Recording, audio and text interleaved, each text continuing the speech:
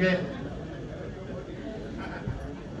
ಶ್ರೀಮತಿ ಕೆರಡಿ ಲೋಲಾಕ್ಷಿ ಅವರನ್ನ ಆಗಮಿಸಬೇಕಾಗಿ ಕೇಳಿಕೊಳ್ತೇನೆ. ರೇಣುಕಾ ದೇಸಾಯಿ ಅವರು ಶ್ರೀಮತಿ ಲೋಲಾಕ್ಷಿ ಅವರನ್ನ ವೇದಿಕೆ ತರಬೇಕಾಗಿ ವಿನಂತಿ.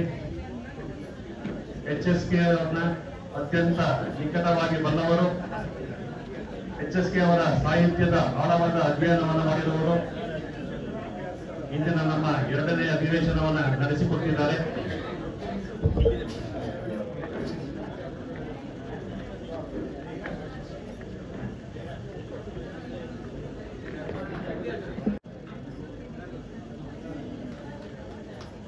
ಎರಡು ಜೋರಾಗಿ ಚಪ್ಪಾಳೆ ನಮಗೆ ನಮ್ಮ ಅತಿಥಿಗಳನ್ನು ಪ್ರಮಾಣ ಕೊಡಬೇಕಾಗಿ ವಿನಂತಿ. ಇವರ ಪರಿಚಯ ಮತ್ತು ಸ್ವಾಗತವನ್ನ ಮಾಡಿಕೊಡಲು ನಾನು ಶ್ರೀ ಮಹಾಬಲಾರ್ ಅವರನ್ನು ವಿನಂತಿಸಿಕೊಳ್ಳುತ್ತೇನೆ.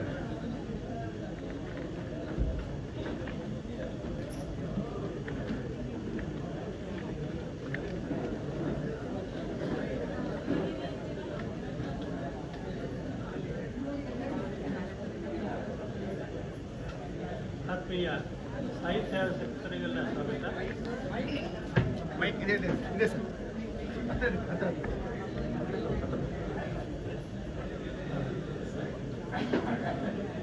ಆತ್ಮೀಯ ಸಾಹಿತ್ಯಾಸಕ್ತರಿಗೆಲ್ಲ ಸ್ವಾಗತ. ಈ ಅಧಿವೇಶನದಲ್ಲಿ ಭಾಗವಹಿಸಿ ಪ್ರಾಚಾರ್ಯ HSK ಅವರ ಸಮಗ್ರ ಲಲಿತ ಪ್ರಬಂಧಗಳ ಬಗ್ಗೆ ಮಾತನಾಡಲಿರುವ ಶ್ರೀಮತಿ ಕೆರೋಡಿ ಎಂ ಲೋಲಾಕ್ಷಿ ಅವರು ಹಾಸನ ಜಿಲ್ಲೆಯ ಸಕಲೇಶಪುರ ತಾಲೂಕು ಕೆರೋಡಿ ಗ್ರಾಮದವರು. ತಂದೆ ಮಂಜೇಗೌಡರು ಹಾಗೂ ತಾಯಿ ಜವರಮ್ಮನವರು. MA English, MA Kannada, BEd ಹಾಗೂ ಪತ್ರಿಕೋದ್ಯಮ ಡಿಪ್ಲೊಮಾ ಪಡೆದಿರುವ ಶ್ರೀಮತಿ ಲೋಲಾಕ್ಷಿ ಅವರು 39 ವರ್ಷಗಳಷ್ಟು ಸುದೀರ್ಘ ಕಾಲ ಶಿಕ್ಷಕಿಯಾಗಿ ಸಾರ್ಥಕ ಸೇವೆ ಸಲ್ಲಿಸಿ 2004ರಲ್ಲಿ ನಿವೃತ್ತರಾದವರು. ಆನಂತರವೂ 2012ರವರೆಗೆ ಗೌರವ ಶಿಕ್ಷಕಿಯಾಗಿ ಶಿಕ್ಷಣ ಕ್ಷೇತ್ರಕ್ಕೆ ಗಣನೀಯವಾದ ಸೇವೆಯನ್ನು ಸಲ್ಲಿಸಿರುವ ಶ್ರೇಯ ಲೋಲಾಕ್ಷಿಯವರದು.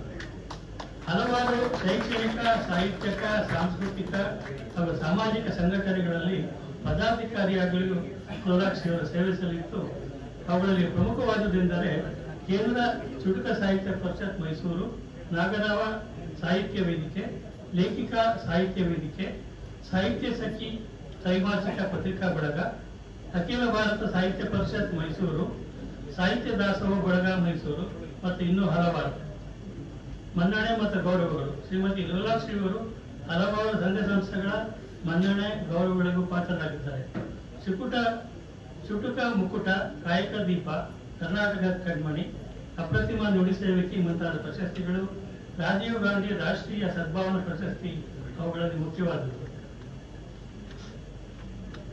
ಸಾಹಿತ್ಯ ಪರಿಚಾರಿಕೆಯ ಕ್ಷೇತ್ರದಲ್ಲೂ ಮಹತ್ವದ ಸೇವೆ ಸಲ್ಲಿಸಿರುವ ಲೋಲಾಕ್ಷಿಯವರು ಅನೇಕ ಸಾಹಿತ್ಯ ಕೃತಿಗಳಿಗೆ ಮುನ್ನುಡಿ, ಬೆನ್ನುಡಿ, ಆಶಯ ನುಡಿ, ಆರೈಕೆ ಮುಂತಾದವನ್ನು ಬರೆದುಕೊಟ್ಟು ಪ್ರೋತ್ಸಾಹಿಸಿದ್ದಾರೆ. ರಾಜ್ಯ, ಜಿಲ್ಲಾ, ತಾಲೂಕು ಮಟ್ಟದ ಸಮ್ಮೇಳನಗಳಲ್ಲಿ ಸಕ್ರಿಯವಾಗಿ ಭಾಗವಹಿಸಿ ಅಧ್ಯಕ್ಷತೆ, ಉದ್ಘಾಟನೆ, ವಿಚಾರ ಮಂಡನೆ ಮುಂತಾದ ಜವಾಬ್ದಾರಿಗಳನ್ನು ನಿರ್ವಹಿಸಿದ್ದಾರೆ. ಹಲವಾರು ಸ್ಪರ್ಧೆಗಳಿಗೆ ತೀರ್ಪುಗಾರರಾಗಿದ್ದಾರೆ. ಶತಾವಧಾನಿ ಗಣೇಶ್, ಜೋಸ್ಯಂ ಸದಾನಂದ ಶಾಸ್ತ್ರಿ, ಉಮೇಶ್ ಗೌತಮ್ ಮುಂತಾದವರು ನಡೆಸಿಕೊಟ್ಟ ಅಷ್ಟಾವಧಾನ ಕಾರ್ಯಕ್ರಮಗಳಲ್ಲಿ ಪೃಚ್ಛಕರಾಗಿ ಭಾಗವಹಿಸಿದ ಕೀರ್ತಿಗೂ ಪಾತ್ರರಾಗಿದ್ದಾರೆ. ಲೋಲಾಕ್ಷಿಯವರ ಹಲವಾರು ಕಥೆ, ಕವನ, ಪ್ರಬಂಧಗಳು ನಾಡಿನ ಪತ್ರಿಕೆಗಳಲ್ಲಿ ಹಾಗೂ ನಿಯತಕಾಲಿಕೆಗಳಲ್ಲಿ ಪ್ರಕಟವಾಗಿವೆ. ಚುಟುಕ ಕಿರಣ, ದೇಜಗೌ 96 ಇವು ಅವರ ಸಂಪಾದಿತ ಕೃತಿಗಳು. ಕೇಳಿ ಸೀತೆ ಕೂಗು ಇವರ ಕವನ ಸಂಕಲನ. ವಸ್ತು ವೈವಿಧ್ಯ, ಕಲ್ಪನಾ ವಿಹಾರ, ಗಹನ ಚಿಂತನ ಮಂಥನ, ಸೂಕ್ಷ್ಮ ಸಂವೇದನೆ, ಪರಂಪರೆ ಬಗ್ಗೆ ಗೌರವ ಮುಂತಾದ ಅಭಿವ್ಯಕ್ತಿಗಳು ಈ ಸಂಕಲನದ ಕವನಗಳಿವೆ ಎಂದು ವಿಮರ್ಶಕರು ಅಭಿಪ್ರಾಯಪಡುತ್ತಾರೆ. ಪ್ರಾಚಾರ್ಯರ 9 ಸಂಕಲನಗಳ 160 ಪ್ರಬಂಧಗಳ HSK ಸಮಗ್ರ ಪ್ರಬಂಧ ಸಂಕಲನದ ಮಹಾ ಕೈಂಕರ್ಯದಲ್ಲಿ ತಮ್ಮನ್ನು ಪೂರ್ಣವಾಗಿ ತೊಡಗಿಸಿಕೊಂಡವರು ಲೋಲಾಕ್ಷಿಯವರು. ಲೋಕಾರ್ಪಣೆ ಸಮಾರಂಭದಲ್ಲಿ HSK ಅವರಿಂದಲೇ ಮೊದಲ ಮುದ್ರಿತ ಪ್ರತಿ ಪಡೆದ ಗೌರವವು ಲೋಲಾಕ್ಷಿಯವರದೇ. ಈ ಎಲ್ಲ ಕಾರಣಗಳಿಂದಾಗಿ ಆಚಾರ್ಯರ ಪ್ರಬಂಧಗಳ ಬಗ್ಗೆ ಅಧಿಕಾರಯುತವಾಗಿ ಮಾತನಾಡಲು ಲೋಲಾಕ್ಷಿಯವರೇ ಸಮರ್ಥರು ಎಂದು ಭಾವಿಸಿ ಗೌರವಾನ್ವಿತರನ್ನು ಉಪನ್ಯಾಸ ನೀಡಲು ಎಲ್ಲರ ಪರವಾಗಿ ಆಹ್ವಾನಿಸುತ್ತೇನೆ. ಧನ್ಯವಾದ.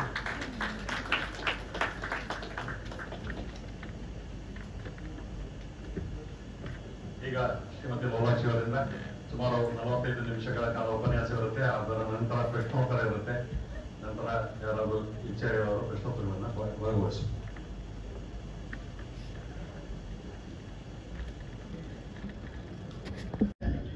ಅದ್ರ ಜೊತೆಗೆ ಕನ್ನಡವೇ ಸತ್ಯ ಅನ್ನೋದು ಒಂದು ಕಿರೀಟ ಇದ್ದ ಹಾಗೆ. ಅಂಥ ಒಂದು ಪ್ರತಿಷ್ಠಾನದಲ್ಲಿ ನನಗೆ ಒಂದು ಅವಕಾಶ ಕೊಟ್ಟದಕ್ಕಾಗಿ ಮೊತ್ತ ಮೊದಲಿಗೆ ನಾನು ಧನ್ಯವಾದವನ್ನು ಅರ್ಪಿಸಿ ನನ್ನ ಮಾತುಗಳನ್ನು ಆರಂಭಿಸ್ತೇನೆ.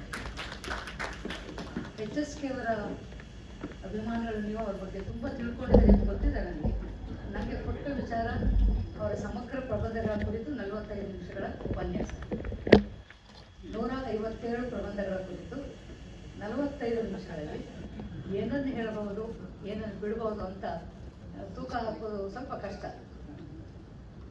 ಬಹಳ ಹಿಂದೆ ಸುಧಾ ಪತ್ರಿಕೆಯಲ್ಲಿ ವಾರದ ವ್ಯಕ್ತಿ ಅಂತ ಬರ್ತಿದ್ದ ಒಂದು ಅಂಕಣ, ನಮ್ಮ ತಲೆಮಾರಿನವ್ರಿಗೆ ಬಹಳ ಪ್ರೀತಿಯಾದಂಥ ಅಂಕಣ. ಅದು ಒಂದು ಪುಟದಲ್ಲಿ ಇಡೀ ಒಬ್ಬ ವ್ಯಕ್ತಿಯ ಚಿತ್ರಣವನ್ನು ಕಟ್ಟಿಕೊಡ್ತಿದ್ದಂಥ ಒಂದು ಶಕ್ತಿಯುತ ಬರಹ ಅಂದರೆ ಅದು HS ಡಾಟ್ ಮಾತ್ರ. ಆಮೇಲೆ ಅದನ್ನು ವ್ಯಕ್ತಿ ವಿಶೇಷ ಅಂತ ಮಾಡಿದರು. ಒಂದು ಪುಟದಲ್ಲಿ ಇಬ್ಬರ ಪರಿಚಯವನ್ನು ಕೊಡ್ತಾ ಬಂದರು.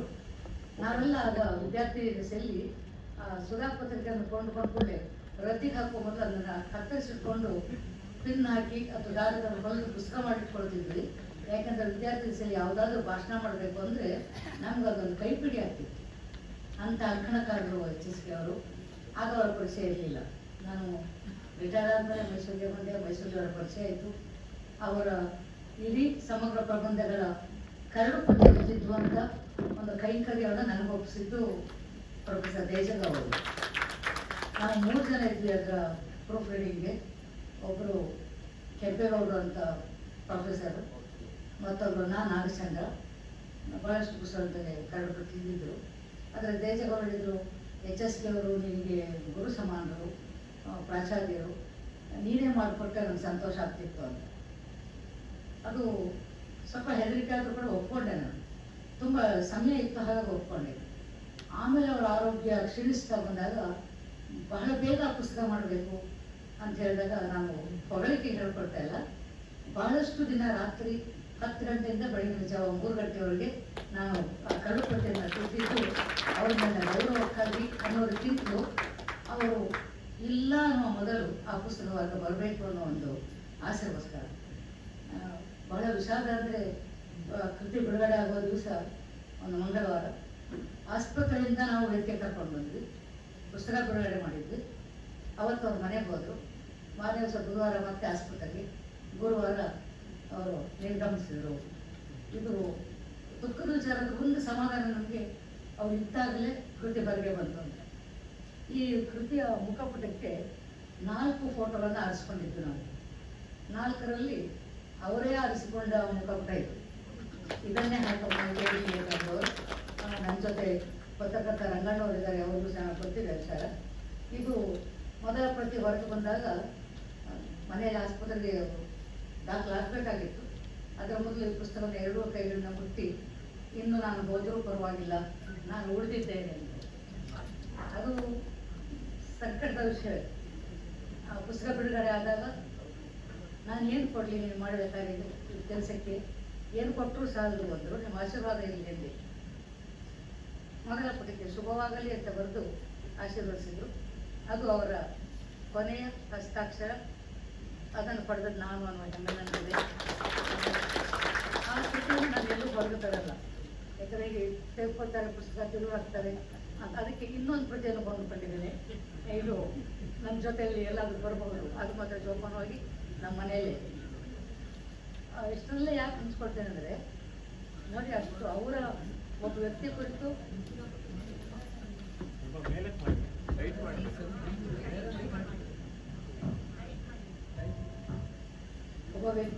ಸಮಗ್ರ ಚಿತ್ರಣವನ್ನ ಅಷ್ಟು ಸಂಕ್ಷಿಪ್ತವಾಗಿ ಕೊಡ್ತಿದ್ದಂಥ HSK ಅವರ ಕುರಿತು ನಾನು ಸಂಕ್ಷಿಪ್ತವಾಗಿ ಹೇಳಲಿಕ್ಕೆ ಸಾಧ್ಯವೇ ಇಲ್ಲ.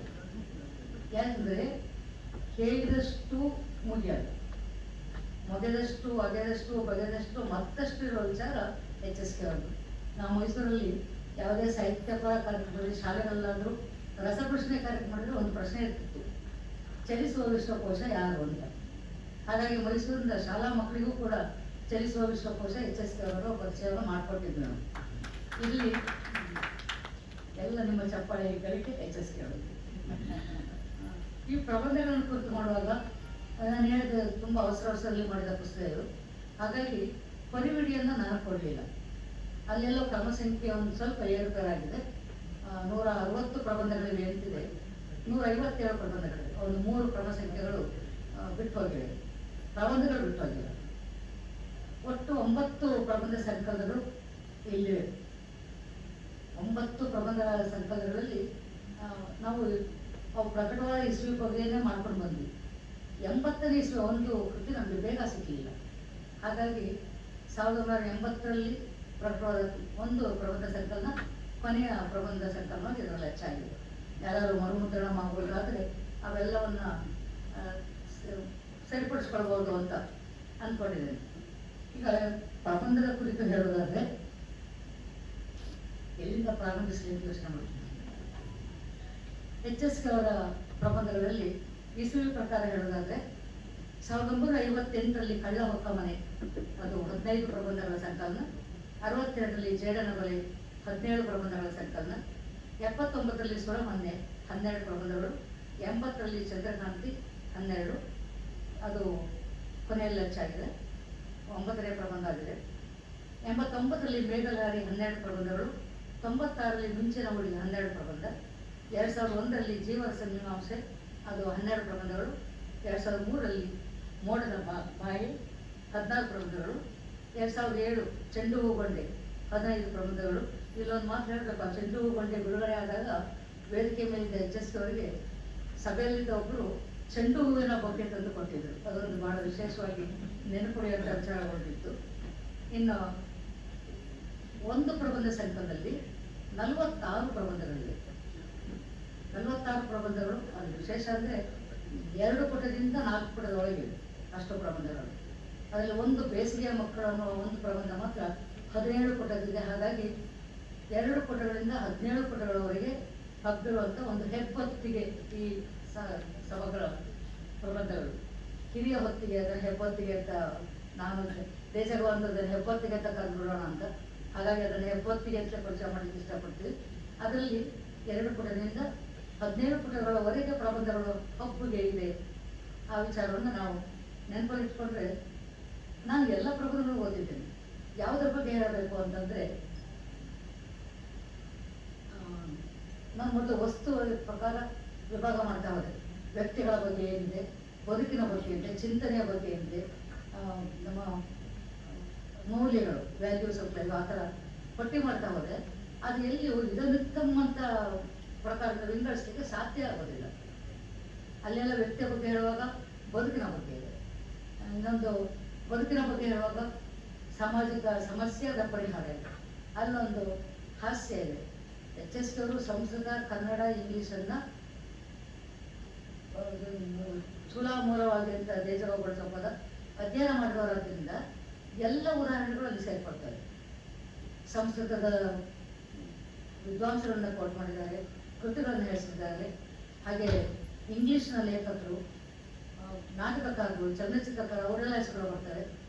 ಒಂದು ಸೀರಿಯಸ್ ಆಗಿ ಪ್ರಾರಂಭವಾದ ಒಂದು ಪ್ರಬಂಧ ಗಂಭೀರವಾಗಿ ಪ್ರಾರಂಭ ಆಗಿದ್ದು ಹಾಸ್ಯದಲ್ಲಿ ಮುಂದುವರೆದು ಅಂತ್ಯದಲ್ಲಿ ಇದ್ದಕ್ಕಿದ್ದಾಗೆ ತಿರುವು ಪಡ್ಕೊಳ್ಳುವಂಥ ಮುಕ್ತಾಯ ಪಡೆಯುವಂಥ ಪ್ರಬಂಧಗಳು ಅಲ್ಲಿವೆ. ಯಾವ ಪ್ರಬಂಧ ಹೇಗಿದೆ ಅಂತ ನಾನು ಹೇಳೋದಕ್ಕೆ ಸಾಧ್ಯವಿಲ್ಲ. ಕೆಲವೊಂದು ಇನ್ನು ಮುಂದಕ್ಕೆ ಇಷ್ಟಪಡ್ತೀನಿ. ಈ ಯಾವ ವಿಚಾರಗಳ ಕುರಿತು ಇವರು ಪ್ರಮುಖವಾಗಿ ಬರ್ತಿದ್ದಾರೆ ಅಂತ ಹೇಳಿದ್ರೆ ಅದು ಹೇಳಲಿಕ್ಕಾಗಲ್ಲ. ಯಾಕಂದ್ರೆ ಇಲ್ಲಿ ವಸ್ತುವಿನ ವೈವಿಧ್ಯತೆ ಅಂಥದ್ದು. ಒಂದು ಪ್ರಬಂಧ ಸಂಕಲನದಲ್ಲಿ ಇಂಥದ್ದೇ ಅಂತ ಏನೋ ಆಯ್ಕೆ ಮಾಡ್ಕೊಂಡಿಲ್ಲ ಅವರು, ಒಂದಷ್ಟು ಪ್ರಬಂಧಗಳು ಬರ್ತಿದ್ದಾರೆ. ಹಾಗಾಗಿ ಅದನ್ನು ಪ್ರಬಂಧಗಳು ಓದಿದ್ರೆ ಸಂತೋಷ ಸಿಗ್ಬೋದು, ಜ್ಞಾನಾನಂದ ಸಿಗ್ಬೋದು, ನಿಮ್ಮ ಸಮಸ್ಯೆಗಳಿಗೆ ಪರಿಹಾರ ಸಿಗ್ಬೋದು, ನೀತಿ ಸಿದ್ಧಾಂತಗಳು, ಲೋಕಾನುಭವ, ಎಲ್ಲ ರೀತಿಯ ಅನುಭವ ರೀತಿಯಾದಂಥ ಪ್ರಬಂಧಗಳು ಈ ಕೃತಿಯಲ್ಲಿವೆ. ನನಗೆ ಸಂತೋಷ ಇದ್ದು ಡಿಜಿಟಲ್ ಮೂಲಕ ಅದು ದೊರೆಯುವಂಥ ವ್ಯವಸ್ಥೆ ಆಗಿದೆ. ಅದಕ್ಕೆ ನಿಜವಾಗ್ಲೂ ಹೆಮ್ಮೆ ಪಡಬೇಕು ನಾವು. ನಾವೆಲ್ಲ ಕನ್ನಡ ಪಾಠ ಓದಿ ಅಭ್ಯಾಸ ಮಾಡಿದವರು ಪುಣ್ಯವಂತರು ಈಗಿನವರು. ಅವರು ತಲುಪುತ್ತದೆ ಅನ್ನುವ ನಂಬಿಕೆ, ವಿಶ್ವಾಸ ಇದೆ. ಅಂಥದ್ದೊಂದು ಉದಾಹರಣೆಗೆ ವೇದಿಕೆಯಲ್ಲಿ ಅದನ್ನು ಪ್ರಸ್ತಾಪಿಸಿದ್ದೀರಿ. ತುಂಬ ಸಂತೋಷದ ವಿಚಾರ. ಅಷ್ಟು ಮಾತ್ರಕ್ಕೆ ಅವರು ನಿಲ್ಲಿಸಿಲ್ಲ. ವ್ಯಂಗ್ಯ ಇದೆ, ಹಾಸ್ಯ ಇದೆ, ವಿಡಂಬನೆಗಳಿವೆ. ಅದು ಏನಿದೆ ಅಂತ ಹೇಳೋದಕ್ಕಿಂತ ಏನಿಲ್ಲ ಅಂತ ಕೇಳೋದು. ಈ ಪ್ರಬಂಧ ಸಂಘದಲ್ಲಿ ಏನಿದೆ ಎಂದು ಕೇಳದಿರಿ, ಏನಿಲ್ಲ ಎಂದು ಹೇಳಿಬಿಡಿ ಅಂತ ಹೇಳಿ ನಿಲ್ಲಿಸ್ಬೋದು ನಾನು. ಯಾಕಂದ್ರೆ ಇಲ್ಲಿ ವ್ಯಕ್ತಿಗಳ ಕುರಿತು ಮಾಡೋ ಒಂದು ಪಟ್ಟಿ ಮಾಡ್ಕೊಂಡೆ ನಾನು. ಆ ಪಟ್ಟಿ ಹಾಗೆ ಉದ್ದಕ್ಕೆ ಬೆಳ್ಕೊಳ್ತಾ ಬಂತು. ನಾನು ಯಾವ ಪ್ರಬಂಧದಲ್ಲಿ ಏನು ಅಂತ ಹೇಳಿದ್ರೆ ಯಾವ್ಯಾವ ವ್ಯಕ್ತಿಗಳ ಬಗ್ಗೆ ಅಂತ ಹೇಳ್ಬಿಡ್ತೇನೆ. ಸರ್ಕಸ್ಸಿನ ಮಂಗೂಮಲ್, ಮಲ್ಲಯ್ಯನ ಬಯಲು, ಅದು ಆಧ್ಯಾತ್ಮಿಕ ಶರಣ ಸಾಹಿತ್ಯದ ಬಗ್ಗೆ. ಕಂಪೋಸಿಟರ್ ಕನ್ನಯ್ಯ, ಡ್ರೈವರ್ ಮುತ್ತುಸ್ವಾಮಿ, ರಾಜಕೀಯ ರಾಮಯ್ಯ, ಜಂಬಯ್ಯನವರ ಆತ್ಮಪ್ರಶಂಸೆ, ನಾಗುವಿನ ಸಮಸ್ಯೆ, ವಿಜ್ಞಾನಿ ಮತ್ತು ನಾನು, ಶೀಲವಂತರು, ಬೇಸಿಗೆಯ ಮಕ್ಕಳು, ಅದೊಂದೇ ದೀರ್ಘ ಪ್ರಬಂಧ ಅಂತ ಹೇಳ್ಕೊಟ್ಟದ್ದು. ಮತ್ತು ಸಾಧನೆಯ ಶತ್ರುಗಳು, ವಿದ್ಯಾವಂತ, ಅಲ್ಪನ ಐಶ್ವರ್ಯ, ವಿಶ್ವ ಮಹಿಳೆ, ಮೂರುಮುಖ, ತಾಯಿ, ಸ್ವರ್ಗದಿಂದ ಬಂದವರು, ಮಾನವ ಪ್ರಾಣಿ, ಪದ್ಧತಿಯ ಗುಲಾಮರು, ತಲೆಮಾರುಗಳ ಅಂತರ, ಅಮ್ಮನ ಕೈ ಅಡುಗೆ, ಹೆಂಡತಿಯ ಹೆಸರು, ರುಕ್ಕನ್ಮನ ಸಂಸಾರ, ಮಾವಿನ ಹಣ್ಣು, ಮಾವನ ಹೆಣ್ಣು, ಮಾವಿನ ಹಣ್ಣು, ಅವೆರಡನ್ನು ನಾನು ಏನು ಅಲ್ಲಿಗೆ ಪ್ರವೇಶ ಮಾಡೋದಿಲ್ಲ. ಯಾಕೆಂದ್ರೆ ಒಂದು ಕ್ಲೈಮ್ಯಾಕ್ಸ್ ಅಂತ ಇರಬೇಕಲ್ಲ, ಅವೆರಡು ಇಲ್ಲಿ ನಾಟಕವಾಗಿ ರಂಗಭೂಮಿ ರಂಗವೇದಿಕೆಯಲ್ಲಿ ಅಭಿನಯಕ್ಕೆ ಆಯ್ಕೆ ಮಾಡಿಕೊಂಡಿದ್ರಿಂದ ಅಲ್ಲಿ ಏನಿದೆ ಅಂತಲೂ ನಾನು ಹೇಳೋದಿಲ್ಲ. ರುಕ್ಕಮ್ಮನ ಸಂಸಾರ, ರುಕ್ಕಮ್ಮನ ಸಂಸಾರ ಅದು ಒಂದು.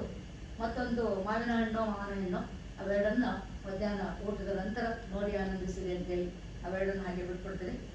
ಇನ್ನು ಬಾಲಪ್ರಪಂಚ, ಗಂಡು ಹೆಣ್ಣಾದಾಗ, ಗೌರಚನ ಹುಟ್ಟುಹಬ್ಬ, ಸೀಮಾ ಪುರುಷರು, ರೈಲು ರೂಪ ಮುದುಕಿ, ನಾನು ನನ್ನತನ ಇತ್ಯಾದಿ ಎಲ್ಲವನ್ನು ಬರೆದ ಮೇಲೆ ಇವೆಲ್ಲ ಇದ್ದಾರಲ್ಲ, ಇವರೆಲ್ಲ ನಮ್ಮವರೇ ಅಲ್ವಾ ಅಂತ ನೀವು ಅಂದ್ಕೊಂಡ್ರೆ ಇವರೆಲ್ಲ ನಮ್ಮವರೇ ಅನ್ನೋದು ಕೂಡ ಒಂದು ಪ್ರಬಂಧ. ಹಾಗೆ ವ್ಯಕ್ತಿಗಳ ವಿಚಾರವಾಗಿ ಬಹಳಷ್ಟು ಜನರನ್ನ ಸಾಮಾನ್ಯವಾಗಿ ನಾವು ನೋಡುವಂಥದ್ದು. ಇಲ್ಲಿ ಸಾಮಾನ್ಯ ವ್ಯಕ್ತಿಗಳ ಕೂಡಲೇ ಎಲ್ಲ ಸಾಧನೆ ಮಾಡಿದ ಹಿರಿಯರನ್ನ ಎಲ್ಲರೂ ಪ್ರಸ್ತಾಪಿಸುವಂತ ಬಗ್ಗೆ ಬರ್ತಾರೆ.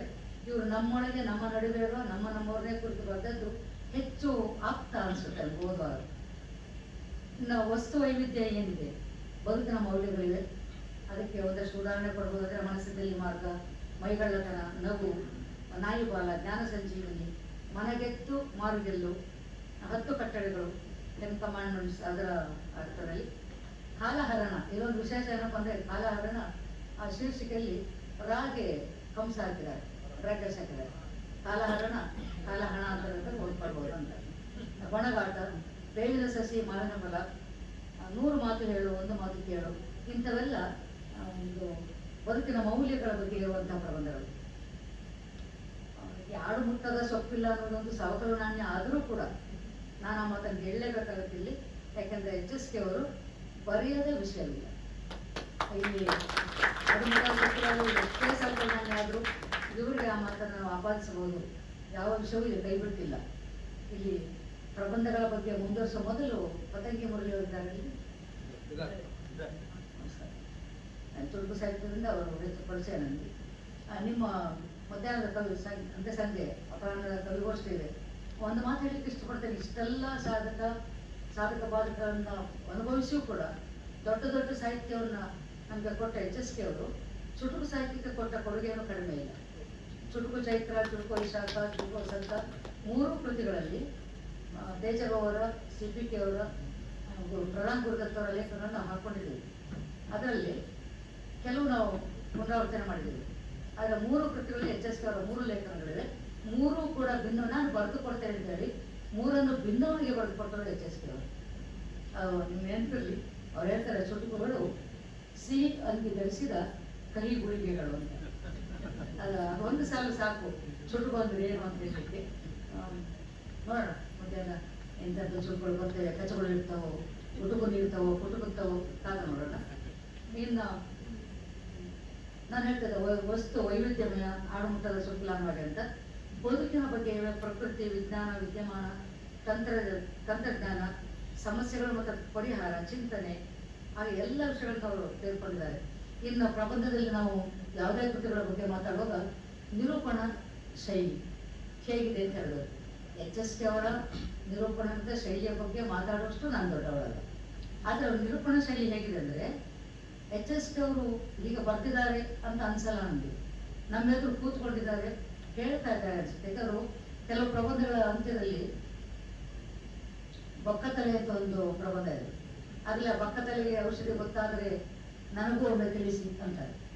ಯಾವುದೋ ಒಂದು ಕಾರ್ಯಕ್ರಮಕ್ಕೆ ಹೊರಟಿದ್ವಿ, ಹೆಣ್ಮಕ್ಳು ಬೇಗ ಬೇಗ ಹೊರಡಲ್ಲ ಅಲ್ವಾ ಅಂತ ಅರ್ಸು ಅವರ ಜೊತೆ ಇದ್ದವ್ರು ಯಾರೋ ಅಂದರು. ಅದಕ್ಕೆ ನಾನಂದೆ, ಹೌದಪ್ಪ, ನಾವು ತಲೆ ಬಾಚಿ ಜಡ ಹಾಕೊಂಡು ಅದು ಮುಡಿ ಕಟ್ಕೊಂಡು ಬರ್ಬೇಕಲ್ಲ, ನಿಮ್ಮಗಲ್ವಲ್ಲ, ಸೀರೆ ಊಟೆಲ್ಲ ಬರೋದು ಸ್ವಲ್ಪ ತಡ ಆಗುತ್ತೆ, ನೀವೊಂದು ಪ್ಯಾಂಟ್ ಹಾಕೊಂಡು ಶರ್ಟ್ ಹಾಕೊಂಡ್ರೆ ಆಯ್ತಲ್ಲ ಅಂತ ಅಂದ್ಬಿಟ್ಟೆ. ಆಮೇಲೆ ಅವರು ಹಾಗೆ ಹೇಳ್ಬೇಡಿ ಲಕ್ಷ್ಮಿ, ನನಗೆ ತಲೆ ಬಾಚುವ ಕೆಲಸ ಇಲ್ಲದಿದ್ದು ಬೆಳಿಗ್ಗೆ ಎದ್ಬಿಟ್ಟು ದೊಡ್ಡ ಮುಖ ತೊಳೆಯುವ ಕೆಲಸ ಎಂತ ಸೀರಿಯಸ್ ಆಗಿ ಮಾತಾಡ್ತಿದ್ದೀವಲ್ಲ, ಎಂತ ಹಾಸ್ಯದ ಟಚ್ ಕೊಟ್ಟಾಗ ಕೆಲವರೆಲ್ಲ ಹಳೆ ಜೋಕ್ ಅನ್ನಿಸ್ಬೋದು ಹೇಳಿದ್ರು ಅಂತ. ಅದ್ರ ಹೇಳುವ ರೀತಿ ಹೇಗಿತ್ತಂದ್ರೆ ಅದೆಲ್ಲ ಅನ್ಕೊಳ್ಳಿ, ನನಗೆ ಇಲ್ಲಿಂದ ಅಲ್ಲಿ ಮುಖ ದೊಡ್ಡ ಮುಖ ಇದೆ ತೊಳಿಲಿಕ್ಕೆ ಬಹಳ ಹೊತ್ತು ಹಿಡಿಯುತ್ತೆ, ನಿಮ್ಮಿಂದ ಹೆಚ್ಚು ಹೊತ್ತು ಹಿಡಿಯುತ್ತೆ ಅಂದಿದ್ದನ್ನು ಅಲ್ಲಿ ನೆನೆಸ್ಕೊಳ್ಳಿಕ್ಕೆ ಇಷ್ಟಪಡ್ತೇನೆ. ನನಗೆ ಅವ್ರು ಎದುರಿಗೆ ಕೂತು ಮಾತಾಡ್ತಾ ಇದ್ದಾರೆ. ಇದನ್ನು ಹೀಗೆ ಹೇಳ್ತಂದ್ರೆ ಇಂಗ್ಲಿಷಲ್ಲಿ ಆ ದೃಶ್ಯ ನಮ್ಮ ಕಣ್ಣ ಪರದೆ ಮೇಲೆ, ಕಣ್ಣ ಪಟದ ಮೇಲೆ ಕರಿಬಿಡುವಂತ ಒಂದು ಕಲೆ ಇದೆಯಲ್ಲ, ಆ ಕಲೆ HS ಸಿದ್ಧಿಸಿತ್ತು. You can visualize things when you read his writers. ಅವು ಕಣ್ಣಿಗೆ ಕಾಣಿಸ್ತಾ ಹೋಗ್ತದೆ. ನಾವು ನೋಡ್ತಾ ಇದ್ದೇವೆ, ನಾವು ಅದ್ರ ಜೊತೆ ಸ್ಪಂದಿಸ್ತಾ ಇದ್ದೇವೆ ಅನ್ನೋಷ್ಟು ಮಟ್ಟಿಗೆ ಹೃದಯಕ್ಕೆ ಮುಟ್ಟುವಂಥ ಶೈಲಿ ಅವ್ರದ್ದು. ಕಥನ ಚಿತ್ರಗಳು ಕಣ್ಣ ಪರದೆಯ ಮೇಲೆ ಮೂಡಿ ಬಂದಂತೆ ಅವ್ರಿಗೆ ನಾನು ಬೆಳೆದ ನಿಮ್ಮಾಗೆ ಕಡಿಮೆ ಪದಗಳಲ್ಲಿ ಹೆಚ್ಚು ವಿಷಯ ಹಿಡಿಯುವಂಥ ಶಕ್ತಿ ನನಗಿಲ್ಲ ಅಂತ. ನಾನು ಎಲ್ಲಿ ಕಡಿಮೆ ಪದದಲ್ಲಿ ಹೆಚ್ಚು ಶಕ್ತಿಯನ್ನು ಹಿಡಿದಿರ್ತೀನಿ ಒಂದು ಉದಾಹರಣೆ ಕೊಡೋದು. ನನಗೆ ಒಂದು ಕ್ಷಣಕ್ಕೆ ನಾನು ಅದು ತಯಾರಾಗಿರಲಿಲ್ಲ. ನಾನು ಒಂದು ಮಾತು ಹೇಳಿದೆ, ಎವರೆಸ್ಟ್ ಶಿಖರದ ಆರೋಹಣದ ಬಗ್ಗೆ ಮೇಲತ್ತವರು ಜಾರಿ ಬಿದ್ದರೆ ಪಾತಾಳ ಸೇರ್ತಾರೆ, ಮೂಳೆಗಳು ಸಿಗಲ್ಲ, ಅವನು ಸತ್ಯ ಹೋಗ್ತಾನೆ ಅನ್ನೋ ಇಡೀ ವಿಚಾರವನ್ನ ನೀವು ಹೇಳಿದ್ದು 4 ಪದದಲ್ಲಿ ಸರ್. ಅದು ಜಾರಿದರೆ ಪಾತಾಳ ಯಮನ ಸದನ, ಇದು HS ಅವರ ಮಾತು. ಎವರೆಸ್ಟ್ ಶಿಖರದಲ್ಲಿ ಜಾರಿದರೆ ಪಾತಾಳ ಯಮನ ಸದನ. ಕೇಳಬೇಕಾದ ಎಲ್ಲವನ್ನೂ ಹೇಳುವಂಥದ್ದನ್ನ 4 ಪದಗಳಲ್ಲಿ ಕಟ್ಟಿಕೊಟ್ಟಂತ ಪದಗಾರುಡಿಗಳು HS ಅವರು. ನಮಗೆ ಎಲ್ರಿಗೂ ಅಂತೀವಿ, ನಾವು ಅನೇಕರಿಗೆ ಅಂತೀವಿ, ರವಿಗೆ ಸಾಟಿ, ನಿಮ್ಗೆ ನೀವೇ ಸಾಟಿ ಅಂತ. ಇದು ಹೊಗಳಿಕೆ ಹೇಳ್ತಾ ಇಲ್ಲ, ಎದುರು ಕೂರಿಸಿ ಹೊಗಳಿದ್ರೆ ಮುಖಸ್ತುತಿ ಇರ್ಬೋದು. HS ಅವರಿಗೆ HS ಅವರೇ ಸಾಟಿ, ಮತ್ತೊಬ್ಬ HS ಅವರು ಹುಟ್ಟಿ ಬದಲಾಗಲು ಪ್ರಯತ್ನ ಪಡಬಹುದು, ಅಷ್ಟು ಮಾತ್ರ ಹೇಳ್ಬೋದು. ಇನ್ನು ಅವ್ರ ಭಾಷೆ ಹೇಗಿದೆ, ಭಾಷೆ ನಮ್ಮ ಮೊದಲೇ ಹೇಳಿದಾಗೆ ಸಂಸ್ಕೃತ, ಇಂಗ್ಲಿಷ್, ಕನ್ನಡ ಎಲ್ಲವನ್ನೂ ಬಲ್ಲದ್ರಿಂದ ಎಲ್ಲದರ ಉದಾಹರಣೆಗಳು ಅಲ್ಲಲ್ಲಿ ಲಿಂಕ್ ಹಾಕ್ತಾರೆ. ಸಂಸ್ಕೃತ ಪಂಡಿತರ ಕೃತಿಗಳ, ಕನ್ನಡದ ಸಾಹಿತ್ಯದ, ಇಂಗ್ಲಿಷ್ ಲೇಖಕರ, ನಾಟಕರ, ಚಲನಚಿತ್ರಕಾರರ, ಚಾಲಿಚಾತ್ರ ಕೂಡ ಬಂದೋಗ್ತಾರೆ. ಸಾಕ್ರೆಟಿಸ್ ಬಂದೋಗ್ತಾರೆ ಅವರ ಪ್ರಬಂಧಗಳಲ್ಲಿ. ಹಾಗೆ ಅವರೆಲ್ಲ ಬರಹಗಾರರು ಮತ್ತು ಅವರ ಬರಹಗಳ ಕುರಿತು ಉಲ್ಲೇಖ ಇವರ ಪ್ರಬಂಧಗಳಲ್ಲಿದೆ. ಕನ್ನಡದ ಬಗ್ಗೆ ಹೇಳುವಾಗ ಗಾದೆಗಳನ್ನು ಬಳಸ್ಕೊಳ್ತಾರೆ. ಗಾದೆಗಳ ಅನೇಕ ಕಡೆ ಬಂದಿವೆ.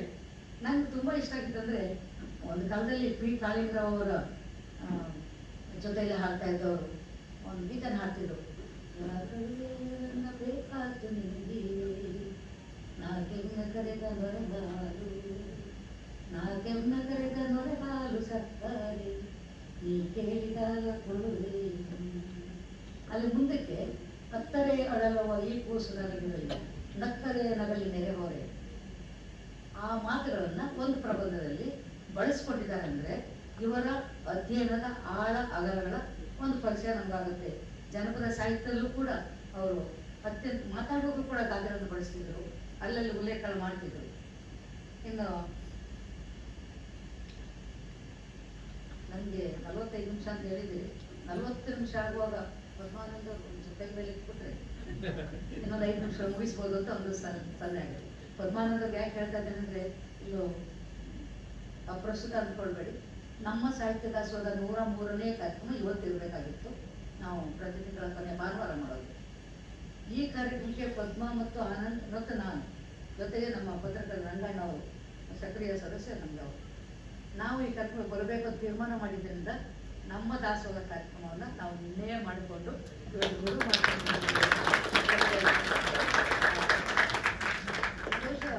ಪೋಡಿಯಂ ಎತ್ತರ ಆಯಿತು, ಕಾಣಿಸೋದಿಲ್ಲ, ಕೂತ್ಕೊಂಡೇ ಮಾತಾಡಲಿ ಅಂತಿದ್ದು ನನಗೆ ಬ್ಲೆಸ್ಸಿಂಗ್ ಇನ್ ಡಿಸ್ಗೈಸ್ ಅಂದ್ಕೊಳ್ತೇನೆ.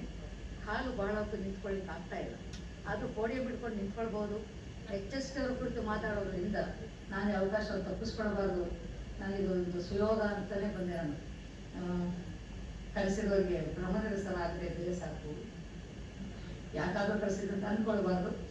ನನಗೆ ತಿಳಿದಷ್ಟನ್ನ ನಿಮ್ಮ ಮುಂದೆ ಹೇಳ್ತಿದ್ದಾರೆ. ಎಚ್ ಅವರ ಕುರಿತು ಮಾತಾಡುವಾಗ ಯೋಚಿಸ್ಬೇಕು ನಾವು.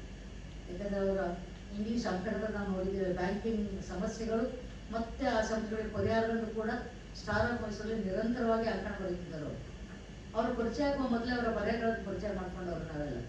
ಆಮೇಲೆ ಅವರು ಪರಿಚಯ ಆಗಿದ್ದು ಅದು ಬೇರೆ ವಿಚಾರ. ಇನ್ನು ಪ್ರಬಂಧಗಳ ತಂತ್ರಗಾರಿಕೆ ಹೇಗಿದೆ, ಅವರು ಯಾವ ತಂತ್ರ ಬಳಸ್ಕೊಂಡಿದ್ದಾರೆ ಅಂದರೆ ಹುಡುಕ್ಲಿಕ್ಕೆ ಸಾಧ್ಯವಿಲ್ಲದ ತಂತ್ರಗಾರಿಕೆ. ಪದಗಳನ್ನು ಹೆಣಿತಾ ಹೋಗ್ತಾರೆ, ವಿಶೇಷಣೆ ಹೇಳ್ತಾ ಹೋಗ್ತಾರೆ. ದೇಶವೂ ಒಂದ್ ಕಡೆ ಬರೀತಾರೆ ಮುನ್ನುಡಿಯಲ್ಲಿ. ವಿಷಯಾಂತರ ಆಗಬಾರ್ದು. ಒಂದು ವಿಷಯ ಕುರಿತು ಪ್ರಬಂಧ ಬರೆಯುವ ಮತ್ತೊಂದು ವಿಚಾರ ನುಸುಳಬಾರ್ದು. ನುಸುಳದಂತೆ ಪ್ರಬಂಧಕಾರಕ್ಕೆ ಎಚ್ಚರಿಕೆ ವಹಿಸಬೇಕು ಅಂತಾರೆ. ಆದ್ರೆ ಎಲ್ಲೋ ಒಂದ್ ಕಡೆ ಪ್ರಬಂಧ ಬಗ್ಗೆ ಹೇಳ್ತಾ ಹೇಳ್ತಾ ಬೇರೊಂದು ವಿಚಾರ ನೆನಪಿಟ್ಕೊಂಡು ಅದನ್ನು ಉಲ್ಲೇಖಿಸ್ಬಿಡ್ತೀವಿ ನಾವು. ಬರವಣಿಗೆಯಲ್ಲಿ ಬಹುಶಃ ಅದು ನುಸುಳು ಬಂದ್ಬಿಡುತ್ತೆ. ಅಂಥದ್ದು ಎಚ್ ಅವರು ಬಳಸ್ಕೊಂಡಾಗ ಅವ್ರು ಹೇಳ್ತಾರೆ, ಅಯ್ಯೋ ಏನೋ ಹೇಳ್ಲಿಕ್ಕೆ ಹೋಗಿ ಏನೋ ಹೇಳ್ತಾ ಇದ್ದೀನಲ್ಲ, ಇರ್ಲಿ ವಿಷಯಕ್ಕೆ ಬರೋಣ ಅಂತ ಅವರೇ ಅದನ್ನ ಮತ್ತೆ ಮುಖ್ಯವಾಹಿನಿಗೆ ತರುವಂತ ಪ್ರಯತ್ನ ಇದೆಯಲ್ಲ, ಅಂಥ ತಂತ್ರಗಾರಿಕೆ ನಮ್ಮಲ್ಲಿ ಹೆಚ್ಚು ಜನ ಬರಗಾರಿಕೆ ಬರಲಿ ಅಂತ ನಾವು ಆಶಿಸೋಣ. ಯಾಕಂದ್ರೆ ಶಿಕ್ಷಣ, ಮಾಹಿತಿ, ಮನರಂಜನೆ, ಸಂದೇಶ ಇವೆಲ್ಲದರ ಜೊತೆಗೆ ಅನುಭವ ಕಥನಗಳು, ಕಾಲ್ಪನಿಕ ವಿಚಾರಗಳು ಯಾವುದನ್ನೂ ಬಿಡದೆ ಪ್ರಬಂಧಗಳ ಮಂಡನೆ ಮಾಡಿರುವವರು. ಅದಕ್ಕೆ ಹೇಳ್ತೀವಿ, ಇವುಗಳೆಲ್ಲರ ಹೆಣಿಗೆಗಳಿವೆ, ಅಲ್ಲಲ್ಲಿ ದಳಗೆಗಳು ಅಂತಿದ್ರು. ದಳಗೆನ ಹೊಲಿಗೆ ಅಂತ ಎಚ್ ಅವರು ಬಳಸ್ತಾರೆ ಪ್ರಬಂಧ ಪದವನ್ನು. ಆ ಪದಗಳ ಹೆಣಿಗೆ ಎಲ್ಲ ಕಡೆ ಇದೆ. ಒಂದು ಒಳ್ಳೆಯ ಸುಂದರವಾದ ಹೆಣಿಗೆ ನಮ್ಮ ಮುಂದೆ ಇಟ್ಟಿದ್ದಾರೆ ಅಂತ ಕಾಣಿಸುತ್ತದೆ. ಆದ್ರೆ ಅಲ್ಲಲ್ಲಿ ಈಗ ಬೇರೆ ವಿಚಾರಗಳು ಬಂದಾಗ ಅದಕ್ಕಿದಕ್ಕೂ ಸಮನ್ವಯ ಮಾಡ್ತಾರೆ ಅವರು. ಸಮನ್ವಯ ಪದಕ್ಕೆ ಬಹಳ ದೊಡ್ಡ ಅರ್ಥ ಇದೆ. ಅವ್ರು ಹೇಳೋ ವಿಚಾರ ಮತ್ತು ಅವರು ಬೇರೆ ವಿಚಾರ ಹೇಳ್ತಾ ಇದ್ದೀನಿ ಅನ್ನೋದನ್ನ ಸಮನ್ವಯಿಸಿ ಈ ವಿಚಾರಕ್ಕೆ ಅದನ್ನ ತಗಲಾಕೋದಿದೆಯಲ್ಲ, ಇದು ಅದರದ್ದೇ ಬೇರೆ ಅಂತ ನಮ್ಗೆ ಅನ್ಸೋದೇ ಇಲ್ಲ. ಅಂತ ಒಂದು ಕಲೆ ಬರಹಗಾರರಿಗೆ ಇರಬೇಕಾದ್ದು. ಅದಕ್ಕೆ ಒಬ್ಬರು ಆದರ್ಶ ವ್ಯಕ್ತಿಯಾಗಿ ನಿಲ್ತಾರೆ ಎಚ್ ಅವರು. ಎಲ್ಲ ಪ್ರಬಂಧಗಳು ಸ್ವಾರಸ್ಯಕರ ಆರಂಭ. ನಮ್ಮ ಬೀದಿಯಲ್ಲಿ ಒಂದು ಕಳ್ತನ ಆಯಿತು ಅಂತ ಶುರು ಮಾಡ್ತಾರೆ ಒಂದು ಪ್ರಬಂಧ. ನಮ್ಮ ಬೀದಿಯಲ್ಲಿ ಒಂದು ಕಳ್ತನ ಆಯಿತು. ನಾವೆಲ್ಲರೂ 18 ಅಲ್ವಾ, ನಾವೆಲ್ಲ ವಾಸ ಮಾಡೋ ಬೀದಿಯಲ್ಲಿ ಯಾಕೋ ಮೇಲೆ ಕಳ್ತನ ಅಂದ್ರೆ ಇವಾಗ ನಮ್ಮ ಬೀದಿಯಲ್ಲಿ ಒಂದು ಕಳ್ತನ ಆಗಿದೆ ಅಂತೀವಿ ತಾನೆ. ಇವರು ಅದನ್ನೇ ಅಂತಾರೆ, ನಮ್ಮ ಬೀದಿಯಲ್ಲಿ ಒಂದು ಕಳ್ತನ ಆಗಿದೆ. ಆಮೇಲೆ ಹೇಳ್ತಾರೆ ಬೀದಿಯಲ್ಲಿ ಅಂದ್ರೆ ಬೀದಿಯಲ್ಲ, ನಮ್ಮ ಬೀದಿಯಲ್ಲಿ ಒಂದು ಮನೆಯಲ್ಲಿ ಅಂತಾರೆ. ಇದು ಆರಂಭ. ಅದು ಸ್ವಾರಸ್ಯಕರ ಆರಂಭ ಅಂತ ಯಾಕೆ ಅನಿಸ್ತದೆ ಓದುಗರಿಗೆ. ಮೊದಲೇ ಇಂಗ್ಲೀಷಲ್ಲಿ ಮಾತಾಡಿ ಮೊದಲೇ ಬೋರ್ ಹೊಡಿಸಿದ್ರು. ಇದು ಹಾಗಲ್ಲ. ಮೊದಲ ಸಾಲನ್ನು ಓದುವಾಗಲೇ ಈ ಪ್ರಬಂಧವನ್ನ ಓದಬೇಕು ಅಂದ್ರೆ ಪೂರ್ತಿ ಪ್ರಬಂಧ ಓದದೆ ಆ ಪುಸ್ತಕವನ್ನು ಬದಿಗಿಡ್ಲಿಕ್ಕೆ ಸಾಧ್ಯವಿಲ್ಲ ಅನ್ನುವಂಥ ಆರಂಭ ಅವರೆಲ್ಲ ಪ್ರಬಂಧಗಳಿದೆ. ಇನ್ನು ಥಟ್ಟನೆ ತಿರುವು ಪಡೆದುಕೊಳ್ಳುವಂತ ಒಂದು ಶೈಲಿ ಪ್ರಬಂಧದ ಅಂತ್ಯದಲ್ಲಿ ಒಂದು ತಿರುವು. ಅದಕ್ಕೆ ನಾನು ಪಂಪನಾಗಿದ್ದರೆ ಅನ್ನುವ ಪ್ರಬಂಧದ ಉದಾಹರಣೆಯನ್ನು ಕೊಡ್ತೇನೆ. ನಾನು ಪಂಪನಾಗಿದ್ದರೆ ಯಾಕೆ ನನಗೆ ತುಂಬಾ ಮೆಚ್ಚುಗೆ ಆಯಿತು ಅಂದ್ರೆ, ಕೇಳಿ ಸಾಹಿತಿ ಅನ್ನೋದಕ್ಕಿಂತ ಸಾಹಿತ್ಯಾಸಕ್ತಳು ಅಂತ ಅನ್ಕೊಂಡು ಆ ಪ್ರಬಂಧ ಸಂಕಲನ ನನ್ನ ಕೈಗೆ ಬಂದಾಗ ನಾನು ಪಂಪನಾಗಿದ್ದರೆ ಏನ್ ಬರೀತಿದ್ರು ಎಚ್ ಅವರು. ಕ್ರಮಾರ್ಜನ ವಿಜಯ, ಆದಿಪುರಾಣ ಬಿಟ್ಟು ಏನ್ ಬರೀತಿದ್ರು. ಯಾಕೆ ಅಂತ ನೋಡಿದ್ರೆ ಇಡೀ ಪ್ರಬಂಧದ ಅಂತ್ಯ ಘಟ್ಟಕ್ಕೆ ಬರುವ ತನಕ ಪಂಪನ ಹೆಸರೇ ಬರೋದಿಲ್ಲ. ಅವರು ಪೀರ್ ಸಾಹೇಬರ ಬಗ್ಗೆ ಮಾತಾಡ್ತಾರೆ. ಪೀರ್ ಸಾಬಣ್ಣ ಅಂತ ಕರೀತಾರೆ. ಆತ ಒಬ್ಬ ಕುಸ್ತಿಪಟು. ಕುಸ್ತಿಯ ಬಗ್ಗೆ ಬರ್ತಾರೆ. ಮೈಸೂರಿನ ದಸರಾ ಟೈಮಿನ ಕುಸ್ತಿ ಮತ್ತೆ ಎಲ್ಲ ತಾಲೀಮುಗಳ ಬಗ್ಗೆ ಅರಿವಿರುವವರಿಗೆ ಅದರ ಒಂದು ಅರಿವು ಆಗುತ್ತೆ. ಈಗ ಆ ಕುಸ್ತಿಪಟುಗಳ ಬಗ್ಗೆ ಬರೀತಾ ಬರ್ತಾ ಗರಡಿ ಮನೆಗಳ ಬಗ್ಗೆ ಬರೀತಾರೆ. ಮೈಸೂರಿನ ಗರಡಿ ಮನೆಗಳು ಅಲ್ಲಿ ಆಗೋದಕ್ಕೆಲ್ಲ ಬರೆದು ಒಂದ್ಸಲ ತಂಜಾವೂರಿನವರು ಮೈಸೂರಿಗೆ ಕುಸ್ತಿಪಟು ಒಬ್ಬ ಬರ್ತಾನೆ, ಸವಾಲು ಹಾಕ್ತಾನೆ, ನನ್ನ ಸೋಲಿಸೋರು ಯಾರಾದ್ರಿದ್ರೆ ನಾಳೆ ಒಂದೇ ಏರ್ಪಾಡು ಮಾಡಿ ಅಂತ. ಮಹಾರಾಜರ ಅಪ್ಪಣೆ ಮೇರೆಗೆ ಮೈಸೂರಿನ ಕುಸ್ತಿಪಟುವೊಬ್ಬರ ಮನೆಯಲ್ಲಿ ಆತನ್ನ ಉಳಿಸ್ತಾರೆ. ತಂಜಾವೂರಿನ ಬಂದ ಕುಸ್ತಿಪಟುವನ್ನ ಅವ್ರನ್ನೆಲ್ಲ ಉಳಿಸ್ಕೊಳ್ತಾರೆ. ಯಾಕಂದ್ರೆ ಒಬ್ಬ ಕುಸ್ತಿ ಪೈಲ್ವಾನ್ಗೆ ಏನು ಊಟ ತಿಂಡಿ ಕೊಡಬೇಕು ಅನ್ನೋದು ಅವ್ರಿಗೆ ಗೊತ್ತಿರುತ್ತೆ ಚೆನ್ನಾಗಿ. ಅವ್ರ ಮನೆಯಲ್ಲಿ ವಾಸ್ತವ್ಯ. ಕುಸ್ತಿ ಮಾಡಬೇಕಾಗಿದ್ದಂತ ನಮ್ಮ ಪೈಲ್ವಾನ್, ಮೈಸೂರು ಪೈಲ್ವಾನ್ ಎಲ್ಲ ಹೊರಗೋಗಿರ್ತಾರೆ. ಈ ತಂಜಾವೂರಿನ ಪೈಲ್ವಾನ್ಗೆ ಊಟದ ವ್ಯವಸ್ಥೆ ಆಗುತ್ತೆ. ರೊಟ್ಟಿ ಇಡ್ತಾರೆ, ಚಟ್ನಿ ಪುಡಿ ಇಡ್ತಾರೆ, ಒಂದಷ್ಟು ಹುಚ್ಚಳ್ಳಿ ಇಡ್ತಾರೆ, ನೀರು ತಂದು ಇಡ್ತಾರೆ. ಒಬ್ಬ ಹುಡುಗ ಒಂದು 9-10 ವರ್ಷ ಹುಡುಗ ಪೈಲ್ವಾನ ಮಗ, ಅವನು ತಂದಿರ್ತಾನೆ ಸ್ವೀಕರಿಸ್ಬೇಕು ಅಂತ. ತಂಜಾವೂರಿನ ಪೈಲ್ ನೋಡ್ತಾರೆ, ಅಲ್ಲಪ್ಪ ಇದಕ್ಕೆ ಜೊತೆಗೆ ಒಂದು ಸ್ವಲ್ಪ ತುಪ್ಪನ ಎಣ್ಣೆನ ಹಾಕಿದ್ರೆ ಚೆನ್ನಾಗಿರ್ತಿತ್ತು ಅಂತ. ಹುಡುಗ ಅಂತಾನೆ, ಸ್ವಾಮಿ ಅದಕ್ಕೆ ಅಂತ ಎಲ್ಲಿಟ್ಟಿದೀವಲ್ಲ ಹುಚ್ಚೆಳ್ಳು ಅಂತಾರೆ. ಪೈಲ್ವಾನರು ಮುಖ ನೋಡ್ತಾರೆ, ಆ ಹುಡುಗ ಮುಷ್ಟಿಲ್ಲ ಹುಚ್ಚೆಳ್ಳನ್ನು ತೆಗೆದು ಹಿಂಡ್ತಾನೆ. ಆ ಎಣ್ಣೆ ಚಟ್ನಿ ಪುಡಿ ಸುರಿಯುತ್ತೆ. ಪೈಲ್ವಾನ ದಂಗಾಗ್ಬಿಡ್ತಾನೆ. 9 ವರ್ಷ ಹುಡುಗನೇ ಈ ಪಟ್ಟು ಇದ್ರೆ ಇವ್ರ ಅಪ್ಪನ ಹತ್ರ ನನಗೇನು ಕುಸ್ತಿ ಮಾಡಬಹುದು. ಹಾಗಾಗಿ ರಾತ್ರಿ ತಂಜಾವೂರಿನ ಪೈಲ್ವಾನ ಮೈಸೂರನ್ನ ಬಿಟ್ಟು ಹೊರಟು ಹೋಗಿದ್ದ ಅನ್ನೋದು ನಿಮ್ಮೆಲ್ಲರೂ ನಗಿಸುವಂತ HSK ಅವತ್ತು ಅದನ್ನ ಪ್ರಬಂಧದಲ್ಲಿ ಹಾಕ್ತಾರವ್ರು. ಎಲ್ಲಿ ಯಾವ ಪ್ರಬಂಧದಲ್ಲಿ? ನಾನು ಪಂಪನಾಗಿದ್ದಾರೆ ಅನ್ನೋ ಪ್ರಬಂಧದಲ್ಲಿ. ಪಂಪನ ಹೆಸರೇ ಬರಲಿಲ್ವಲ್ಲ, ಬರೀ ಪೈಲ್ವಾನರ ಹೆಸರೇ ಬಂತಲ್ಲ ಅಂತ ಅಂದ್ಕೊಂಡು ಮುಂದುವರೆದಂತೆ ನೋಡಿದ್ರೆ ಹೆಚ್ಚಿನವರೆಲ್ಲ ಸಾಹಿತ್ಯದ ಅಭಿಮಾನಿಗಳು, ಸಾಹಿತ್ಯಾಸಕ್ತರು, ಸಾಹಿತ್ಯವನ್ನು ಓದ್ಕೊಂಡಿರುವವರು ಎಲ್ರಿಗೂ ಗೊತ್ತು. ಆ ರಂಕು ಸೆವೆಟ್ಟೊಡಂ ನೆನವುದೆಂದ ಮನಂ ಬನವಾಸಿ ದೇಶಮ ಅನ್ನುವ ಪಂಪನ ಅದೆಲ್ಲ ಸಾಲುಗಳು ಬರ್ಕೊಂಡು ಬಂದಿದ್ದೇನೆ. ಹೇಳಲ್ಲ, ಯಾಕಂದ್ರೆ ಪಂಪನ ಸಾಲುಗಳಿಗಿಂತ ನಮಗೆ HSK ಅವರ ಸಾಲುಗಳಲ್ಲಿ ಪ್ರಸ್ತುತ ಅಂತ ನಾನು ಅಲ್ಲಿಗೆ ನಿಲ್ಲಿಸ್ತೇನೆ. ಆ ರಂಕು ಸೆವೆಟ್ಟೊಡಂ ನೆನವುದೆಂದ ಮನಂ ಬನವಾಸಿ ದೇಶಮ ಅಂತ ಪಂಪ ಬರ್ದಿದ್ದಾನಲ್ಲ. ಇದು ಪ್ರಬಂಧದ ಕೊನೆಯ ಪ್ಯಾರಾಗ್ರಾಫ್, ಲಾಸ್ಟ್ ಪಾರ್ಟ್ 1, ಕೊನೆಯ 2 ಸಾಲಿದೆ. ಆ ಲಾಸ್ಟ್ ಪಾರ್ಟ್ 1 ಪ್ಯಾರಾಗ್ರಾಫ್ ಅಲ್ಲಿ ಬರೀತಾರೆ, ಕನ್ನಡ ನಾಡಿನ ಅತ್ಯಂತ ಪ್ರಸಿದ್ಧವಾದ ಗರಡಿ ಮನೆಗಳು, ಈ ಕುಸ್ತಿ ಆಖಾಡಗಳು ಯಾಕೆ ಪಂಪನಿಗೆ ನೆನಪಿಗೆ ಬರಲಿಲ್ಲ? ನಾನು ಪಂಪನಾಗಿದ್ದಿದ್ದರೆ ಕುಸ್ತಿಯ ಚಿತ್ರಮಂ ಕಂಡೊಡಂ ನೆನವುದೆನ್ನದೆ ಮನಂ ಪನವಾಸಿ ದೇಶ ಅಂತ ಸೇರಿಸ್ಬಿಡಲಿಕ್ಕೆ ಹೇಳ್ತಾರೆ. ಇದು ಪ್ರಬಂಧದ ಅಂತ್ಯದ ತಿರುವು ಅಂತ ಹೇಳಿದ್ರು. ಏನು ಅದು ಯಾರು ಊಹಿಸದೇ ಇರುವಂತ ತಿರುವು ಕೊಡ್ತಾರೆ. ಇಡೀ ಪ್ರಬಂಧ ಪೈಲ್ವಾನ ಬಗ್ಗೆ. ಪೀರ್ ಸಾಬಣ್ಣ ಅಂತ ನಮ್ಮಲ್ಲಿ ಪೈಲ್ವಾನರು ನಾವೆಲ್ಲ ಪೀರಣ್ಣ ಅಂತ ಕರಿತಿದ್ವಿ, ಅವ್ರು ಮುಸ್ಲಿಂ ಅಂತ ನಮ್ಗೆ ಬಹಳ ಇದು ವ್ಯತ್ಯಾಸ ಇರಲಿಲ್ಲ. ಅದೆಲ್ಲ ಬರೀತಾರೆ. ಇಡೀ ಮೈಸೂರಿನ ಕುಸ್ತಿಯ ಎಲ್ಲ ವಿಚಾರ ಕೊಟ್ಟು ನಾನು ಪಂಪನಾಗಿದ್ದರೆ ಕುಸ್ತಿಯ ಚಿತ್ರಮಂ ಕಂಡೊಡಂ ಅಂತ ಸೇರಿಸ್ಬಿಡ್ತಿದ್ದೆ ಅಂತ ಹೇಳುವಾಗ, ಪಂಪನಾಗಿದ್ದರೆ ಪ್ರಬಂಧದ ಶೀರ್ಷಿಕೆ ಅಂತ್ಯದ ತಿರುಪಡುವ ಹೀಗೆ. ನಾನು ಬಹಳ ಖುಷಿಪಟ್ಟ ಪ್ರಬಂಧ ಅದು. ನಾನು ಅವರ ವಿಷಯ ಹಂಚಿಕೊಂಡಿದ್ದೆ ಕೂಡ. ತುಂಬಾ ಸಾಧು ಮನುಷ್ಯರು ಅಂತೆಲ್ಲ ಹಾಗೆ ಡೌನ್ ಟು ಅರ್ತ್ ಅಂತ ಒಂದು ಹೆಸರು ಬಳಸ್ತೀವಿ ನಾವು. ಡೌನ್ ಟು ಅರ್ತ್ ಅಂತ ಯಾರಾದ್ರೂ ವ್ಯಕ್ತಿಗಳಿದ್ರೆ ಆ ಹೆಸರು ಪಟ್ಟಿ ಮಾಡ್ತಾ ಹೋದ್ರೆ ಅಗ್ರಸ್ಥಾನದಲ್ಲಿ ಹೆಚ್ಚಿಸ್ಕೊಂಡಿದ್ರು. ಅಷ್ಟು ವಿದ್ವತ್ ಇದ್ದು, ಅಷ್ಟು ಬಲದ ಶಕ್ತಿ ಇದ್ದು, ಸಭಿಕರನ್ನ ಹಿಡಿದಿಟ್ಕೊಳ್ಳುವಂತ ವಾಗ್ಮಿಗಳಾಗಿದ್ದು, ಎಲ್ಲಿಯೂ ಕೂಡ ನಾವೆಲ್ಲಿ ಇವರು HSK ಅಂತ ಕೇಳದೇ ಇದ್ರೆ ಬರೀ HSK ಪರಿಚಯ ಇರುವ ಒಬ್ಬ ವ್ಯಕ್ತಿಗೆ ಇವರೇ ಅಂತ ಗೊತ್ತಾಗ್ತಿರ್ಲಿಲ್ಲ. ಅಂತ ಸರಳ ವ್ಯಕ್ತಿ ಅವರು. ನಾನು KC ರೆಡ್ಡಿ ಅವರ ಮೊಮ್ಮಗಳು ಚಂದ್ರಕಲಾ ರೆಡ್ಡಿ ಮೈಸೂರಲ್ಲಿದ್ರು. ಹೊಸ ಕಾರ್ ತಗೊಂಡ್ರೆ ಅಂತ ವೆಂಕೋಬ್ರಾಯರನ್ನ, ದೇಜಗ್ ಅವ್ರನ್ನ, ನನ್ನನ್ನ ಮತ್ತೆ HSK ಅವ್ರನ್ನ MR ಅರಸವ್ರ ಮನೆ ಕಾರಲ್ಲಿ ಕರ್ಕೊಂಡೋದ್ರು. ಎಲ್ಲರೂ ಸುಮ್ಮನೆ ಕೂತಿದ್ರು. ಫಸ್ಟ್ ನಾನು HSK ಅವ್ರು ಇತ್ತು, ಆಮೇಲೆ ಹುಡುಗರನ್ನ ಪಿಕಪ್ ಮಾಡ್ಕೊಂಡ್ರು. ಹಾಗೆ HSK ಅವ್ರನ್ನ ಮಾತಾಡಿದ್ರು. ನನಗೆ ನಿಜವಾಗ್ಲೂ ಎಷ್ಟು ಬೇಸರ ಆಯ್ತು ಅಂದ್ರೆ, ಎಷ್ಟು ಸರಳ ವ್ಯಕ್ತಿ ಅಂತ. ವಲಕ್ಷ ಅವರೇ ವಿಮಾನದಲ್ಲಿ ಕೂತ್ರೆ ಬಹುಶಃ ಹೀಗೆ ಇರುತ್ತೆ ಅಂತ ಬಹಳ ಬೆಲೆ ಬಾಳುವಕ್ಕಾಗದು. ಆ ಅನುಭವದ ನೋಡಿ, ಅವ್ರಿಗೆ ಆ ಅನುಭವ ಆಗಿಲ್ಲ. ಆಗ ಹಾಗೆ ನೆನೆಸ್ಕೊಳ್ಬೇಕಾದ್ರೆ ಇವ್ರ ಮಕ್ಕಳು ಒಂದ್ಸಲ ಕಾರ್ ತಗೊಂಡ್ರೆ ಸುಧಾರಿಸಬಾರ್ದು ಅನಿಸ್ಬಿಡ್ತಾರೆ ನಮಗೆ. ನೋಡಿ ಅದನ್ನ ನಾವು ಹೇಳ್ಕೊಡಲ್ಲ.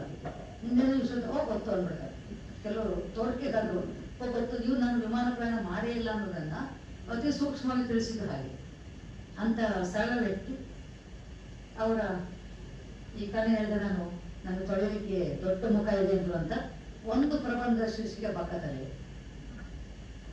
ತುಂಬಾ ಜನ ಹೇಳ್ತಾರೆ ಬಕ್ಕದಲ್ಲಿ ಅಂದ್ರೆ ತುಂಬಾ ಬುದ್ಧಿವಂತರಾದವರಿಗೆ ಯೋಚನೆ ಮಾಡಿ ಮಾಡಿ ಬುದ್ಧಿವಂತ ಕೂದಲು ಉದುರಿ ಬಕ್ಕದಲ್ಲಿ ಆಗಿರುತ್ತೆ ಅಂತ. ಅದಕ್ಕೆ ಅವ್ರು ಹೇಳ್ತಾರೆ HSK ಅವರು, ನಾನು ಅವ್ರಿಗೂ ಬಕ್ಕದಲ್ಲಿ, ನಾನು ನನ್ನ ಬಕ್ಕದಲ್ಲಿ ಹೇಳ್ಕೊಳಲ್ಲ. ಏನಂತಾರಂದ್ರೆ, ಹಾಗೆ ನೋಡ್ಲಿಕ್ಕೆ ಹೋದ್ರೆ ಅನೇಕ ವಿಜ್ಞಾನಿಗಳಿಗೆ ಜೊಂಪೆ ಕೂದಲಿದೆ, ಉದ್ದುದ ಕೂದಲಿವೆ, ಅವರೆಲ್ಲ ಬುದ್ಧಿವಂತರಲ್ವೇ ಅಂತ ಹೇಳಿದವಾಗ ಉದಾಹರಣೆ ಕೊಡಿದ್ರು. ಐನ್ಸ್ಟೈನ್ ಎಲ್ಲ ಹೊರದೇಶದ ವಿಜ್ಞಾನಿಗಳನ್ನೆಲ್ಲ ಕೊಡ್ತಾರೆ. ವಿದೇಶ ವಿಜ್ಞಾನಿಗಳೆಲ್ಲ ಕೊಟ್ಟು ಕೊನೆಗೆ ಜಗದೀಶ್ ಚಂದ್ರ ಬೋಸ್ಗೂ ಉಂಗುರದಲ್ಲಿ ಅದ ಕೂದಲಿತ್ತು.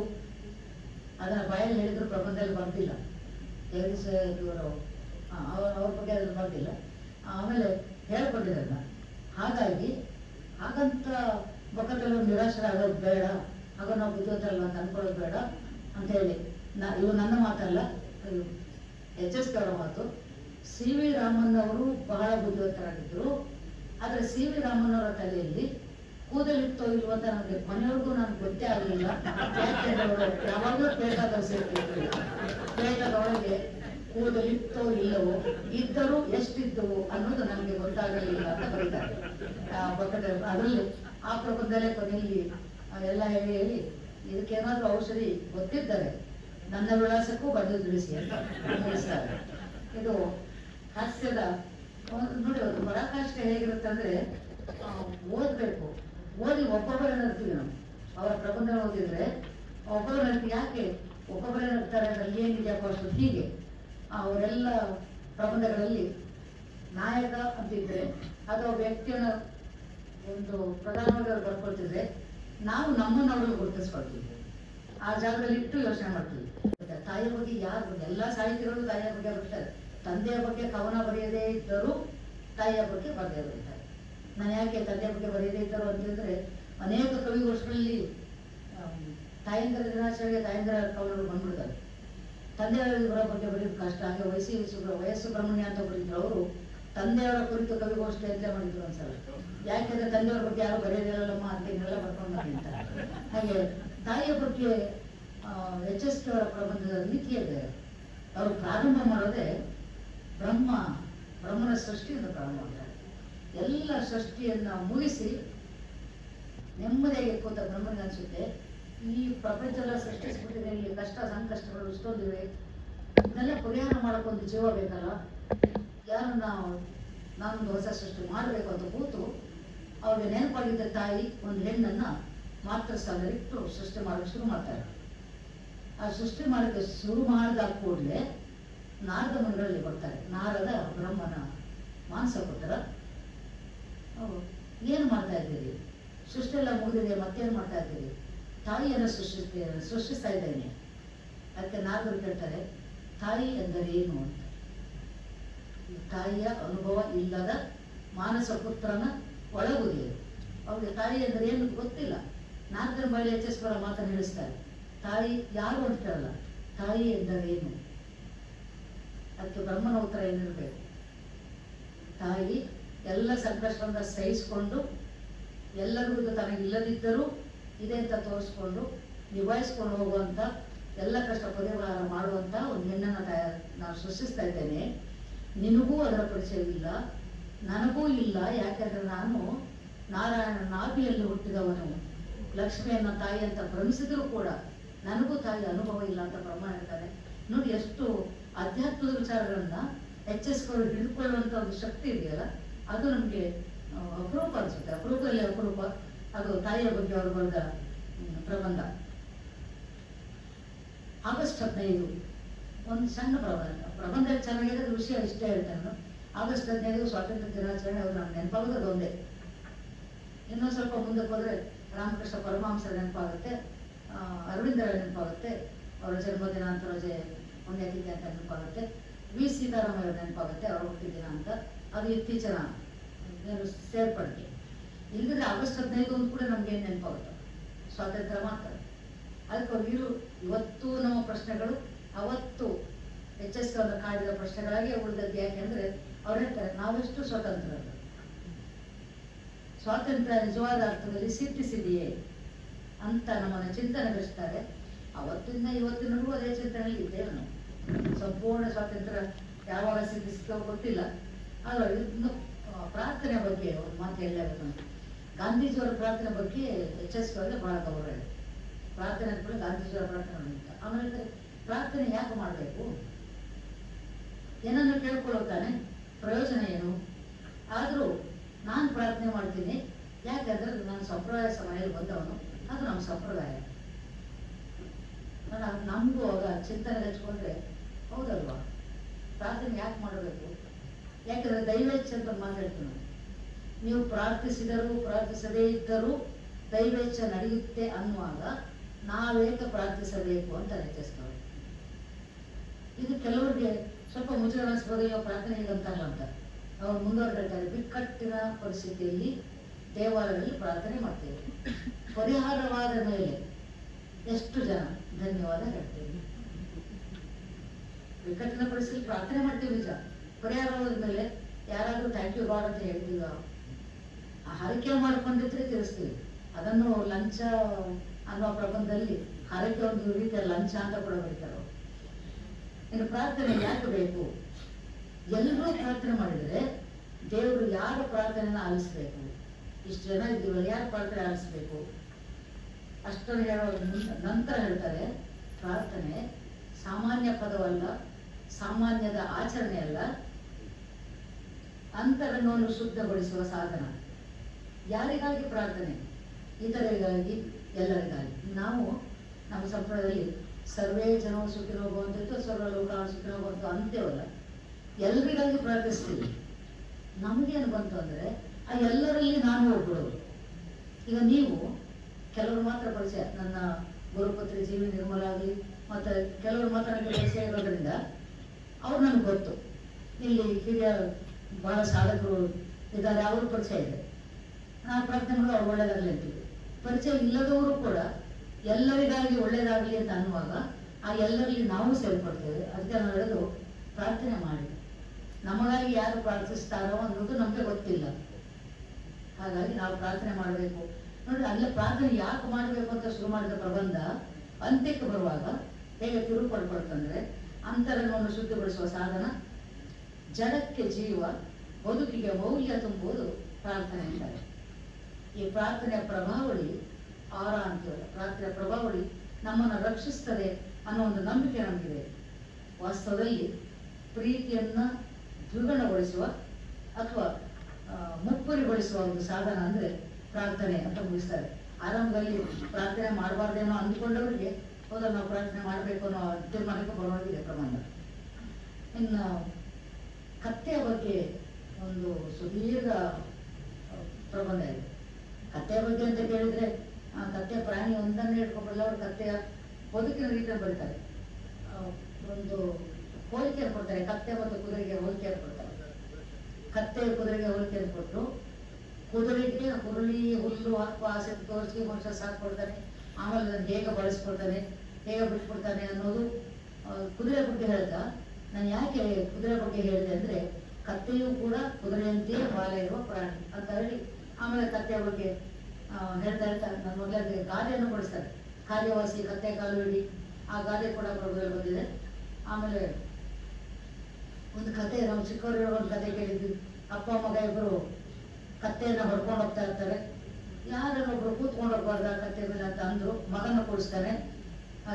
ಅಲ್ಲ ವಯಸ್ಸಾದ ಅಪ್ಪನ ನಡೆಸ್ಕೊಂಡು ನೀನ್ ಕೂತಿದ್ಯಲ್ಲಪ್ಪ ಅಂತಾನೆ. ಮಗ ಇರ್ತಾನೆ, ಅಪ್ಪ ಕೂತ್ಕೊಳ್ತಾನೆ. ಇನ್ಯಾರೋ ಕತ್ತೆಯನ್ನು ಎಲ್ಲರೂ ನೋಡ್ತಾರೆ, ಇಬ್ರು ಕೂತ್ಕೊಳ್ಬಾರ್ದು ಅಂತಾರೆ, ಇಬ್ರು ಕೂತ್ಕೊಳ್ತಾರೆ. ಆಮೇಲೆ ಮುಂದೆ ಸ್ವಲ್ಪ ಪ್ರಾಣಿ ದಯ ಬರುವ, ಇಬ್ರು ಕೂತ್ಕೊಂಡಿದ್ದಾರಲ್ಲ ಕತ್ತೆ ಮೇಲೆ, ಕತ್ತೆನ ನೀವು ಹೊತ್ಕೊಳ್ಬೇಕು ಅಂದ್ರೆ ಕತ್ತೆಯ ಕಾಲು ಕಟ್ಟಿ ಒಂದು ಗಳು ಹಾಕ್ಬಿಟ್ಟು ಇಬ್ರು ಹೊತ್ಕೊಂಡು ಹೋಗ್ತಾರೆ ಅನ್ನುವ ಕಥೆಯನ್ನು ಕೂಡ ಎಚ್ಚರಿಸಿದವರು ಬಳಸ್ಕೊಂಡಿದ್ದಾರೆ ಕಥೆ ಪ್ರಬಂಧದಲ್ಲಿ. ಆ ಕಥೆ ವಿವರವಾಗಿ ಕೊಡೋದು, ಸೂಕ್ಷ್ಮ ಹೇಳಿದ ಕಥೆ ನಮ್ಗೆ ಅರ್ಥ ಆಗುತ್ತೆ ಇದೇ ಕಥೆಯಿಂದ. ಅಲ್ಲಿ ಇನ್ನೊಂದು ವಿಶೇಷ ಅಂದ್ರೆ, ಹಂಸಗಳು ಹಾರೋಗ್ತಾ ಇದ್ದಂತೆ ಕತ್ತೆ ಏನೋ ಮೇವು ತಿಂದ ಮೇಲೆ ತಲೆ ಎತ್ತಿ ಆಕಾಶ ನೋಡಿದಂತೆ ಹಂಸಗಳು ಹಾರೋಗ್ತಾ ಇದ್ವು. ನೀವು ಯಾರು ಅಂತ ಕೇಳಿದ್ರು ಕತ್ತೆ ಹಂಸಗಳನ್ನ. ನೀವು ಯಾರು? ಹಂಸಗಳು ಏನ್ ಹೇಳ್ಬೇಕು? ಬ್ರಹ್ಮನ ರಥ ಎಳೆಯುವವರು, ಸತ್ಯ ಲೋಕದಲ್ಲಿ ವಾಸಿಸುವವರು, ಅಮರ ನದಿಯ ಅಲೆಗಳಲ್ಲಿ ಕೇಳಿ ಆಡುವವರು ನಾವು ಹಂಸಗಳು ಅಂತ ಉತ್ತರ. ಅಷ್ಟಕ್ಕೆ ನಿಲ್ಲಿಸಿದ್ರೆ ಚೆನ್ನಾಗಿತ್ತು. ನೀವು ಯಾರು ಅಂತ ಹಂಸಗಳು ಕತ್ತೆಯನ್ನು ಕೇಳಿದ್ರು. ಕತ್ತೆ ಏನ್ ಹೇಳಿರ್ಬೋದು ಅಂದ್ರೆ, ಕತ್ತೆಯ ಬಾಯಲ್ಲಿ ಎಚ್ ಎಸ್ ಅವರು ಏನ್ ಹೇಳಿಸಿದ್ದಾರೆ ಅಂದ್ರೆ, ಕತ್ತೆಯ ಎಚ್ ಎಸ್ ಅವರು ಹೇಳಿಸಿರೋದು, ರಾಸಭಾಚಾರ್ಯ ತನ್ನನ್ನು ಬಣ್ಣಿಸಿಕೊಂಡದ್ದು ಹೀಗೆ: ಧರ್ಮ ಪತ್ನಿಯಾದ ರಾಸಬಿಯೊಂದಿಗೆ, ಗಂಡು ಕತ್ತೆ ಹೆಣ್ಣು ಕತ್ತೆ ರಾಸಬಿ, ರಾಸಭಾಚಾರ್ಯ ಧರ್ಮ ಪತ್ನಿಯಾದ ರಾಸಬಿಯೊಂದಿಗೆ ಕೂಡಿ ರಜಕ ಮುನಿಯ ಆಶ್ರಯದಲ್ಲಿ, ರಜಕ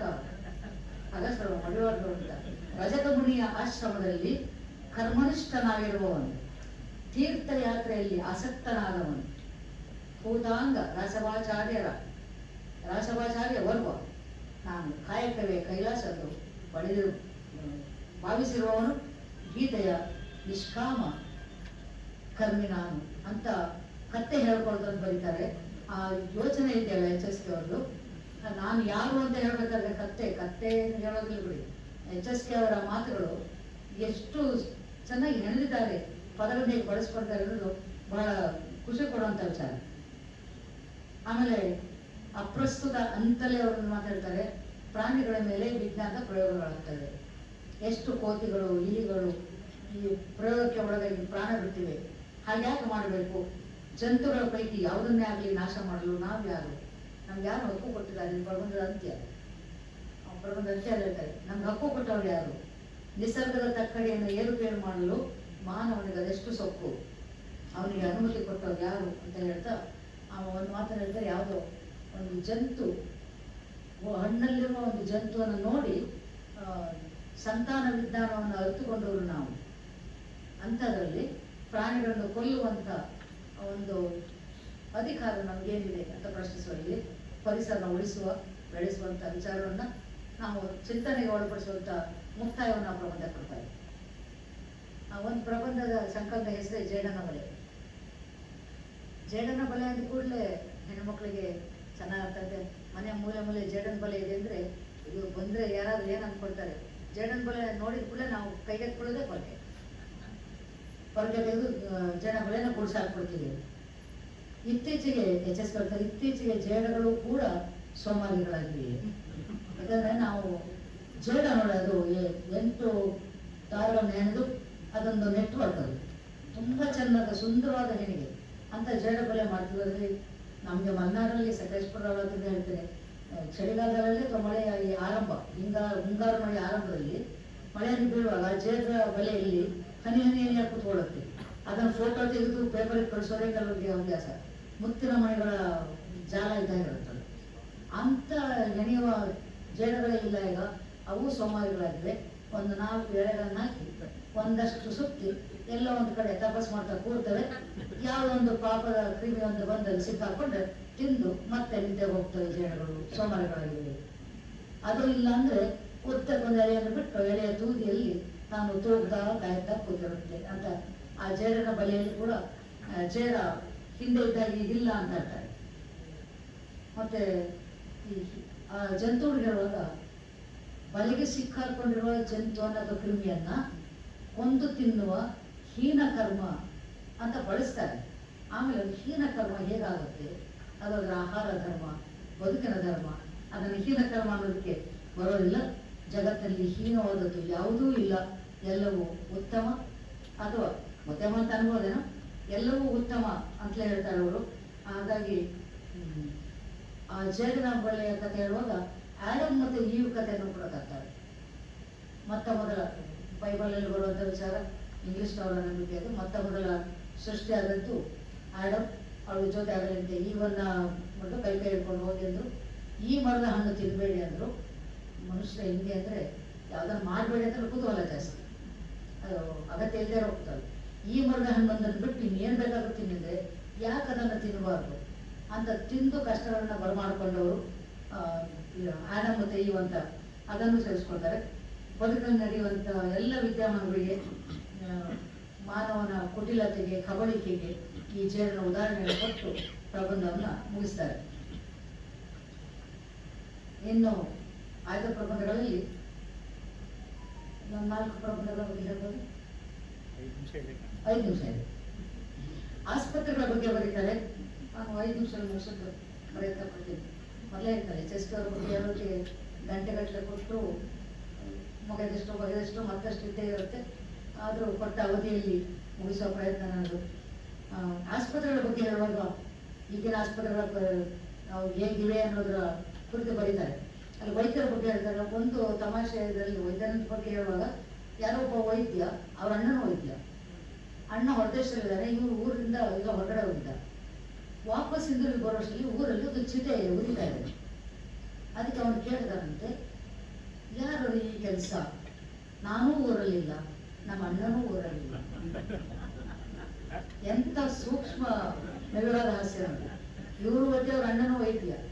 ಯಾರು ಸತ್ತಿದ್ದಾರೆ ಊರಲ್ಲಿ ಅಂದ್ರೆ ನಾವಿಬ್ಬರು ಊರಲ್ಲಿಲ್ಲ, ಯಾರು ಮಾಡಿದ್ರು ಈ ಕೆಲಸ ಅಂದ್ರೆ ವೈದ್ಯರ ಬಗ್ಗೆ ಬಿಡಿಸಲ್ವಂತ ನನಗೆ ಎಸ್ ಆ ಹಾಸ್ಯ ಇದೆಯಲ್ಲ, ಮತ್ತೆ ಅವ್ರು ಜಾಸ್ತಿ ನಗ್ತಾರೆ, ಅಷ್ಟೇ ಸುಮ್ಮನೆ ಕೂತಿರೋರು. ನಮ್ಮ ಹತ್ರ ಕೇಳುವ ಖುಷಿ ಅನಿಸ್ತಿತ್ತು, ಅದನ್ನು ಪ್ರಬಂಧದಲ್ಲಿ ಹಾಕೊಂಡಿದ್ದಾರೆ. ಆಮೇಲೆ ಗಡ್ಡದ ಮಹಿಮೆ ಅಂತ ಒಂದಿದೆ. ಗಡ್ಡದ ಬಗ್ಗೆ ತುಂಬಾ ಹಿಂದೆ ವ್ಯಾಸ ವಾಲ್ಮೀಕಿಯವರ ಅಂದ್ರೆ ಋಷಿಮುನಿ ಕುರ್ಗವ್ರು ಎಲ್ಲರಿಗೂ ಸೇರಿಸಿ ಬರ್ತಾರೆ. ಸಾಕ್ರೆಟೀಸರ ಗಡ್ಡದ ಬಗ್ಗೆ ಬರ್ತಾರೆ. ಎಲ್ಲ ಹೇಳಿ ಆದ್ಮೇಲೆ ಇವತ್ತಿನ ಯುವಕರು ಗಡ್ಡ ಬಿಟ್ಟು ಮುಖ ಇರುವ ಕಲೆಗಳನ್ನ ಮುಚ್ಚುವ ಅಥವಾ ಅದೇನೋ ಒಂದು ಹವ್ಯಾಸವಾಗಿದೆ, ಗಡ್ಡ ಇಲ್ಲದೆ ಇರುವ ಯುವಕರನ್ನ ನೋಡದೆ ಅಪರೂಪ ಆಗ್ಬಿಟ್ಟಿದೆ ಅಂತ ಬರೀತಾರೆ. ಅಲ್ಲಿ ಹಿಂದಿನವರೆಲ್ಲ ಗಡ್ಡ ಬಿಟ್ಟು ಇವರು ಕೂಡ. ಸಾವು ಅನಿವಾರ್ಯ, ಸಾವಿನ ಬಗ್ಗೆ ಇದೆ, ಲೇಖನ ಮುಪ್ಪಿನ ಬಗ್ಗೆ ಇದೆ.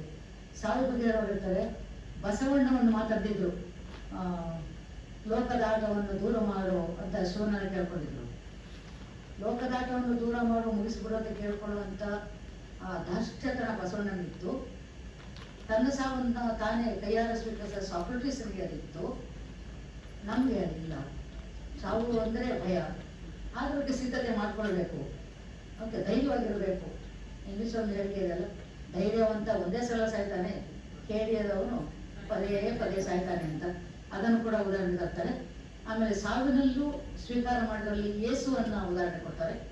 ಯೇಸು ಕ್ರಿಸ್ತ ಇವರು ಮಾಡೋ ತಪ್ಪೇನಿದ್ದು ಅರಿವಿಲ್ಲ, ಇವರು ಕ್ಷಮಿಸಿಬಿಡು ತಂದೆ ಅಂತ ಹೇಳಿ ಶಿಲುಬೆಗೆ ಎರೆದವರು ಅನ್ನುವಾಗ ತಾನಾಗೆ ಸಾವಿಗೆ ತನಗೆ ಒಡ್ಡಿಕೊಂಡ ವ್ಯಕ್ತಿ ಅಂತ ಅವನು ಹೇಳ್ತಾರೆ. ನಚಿಕೇತ ಸಾವಿತ್ರರ ಬಗ್ಗೆ ಒಂದು ಮಾತನಾಡ್ತಾರೆ, ಇವರು ಯಮನನ್ನು ಗೆದ್ದವರು, ಸಾವಿಗೆ ಹೆದರದೇ ಇದ್ದವರು ಅಂತ.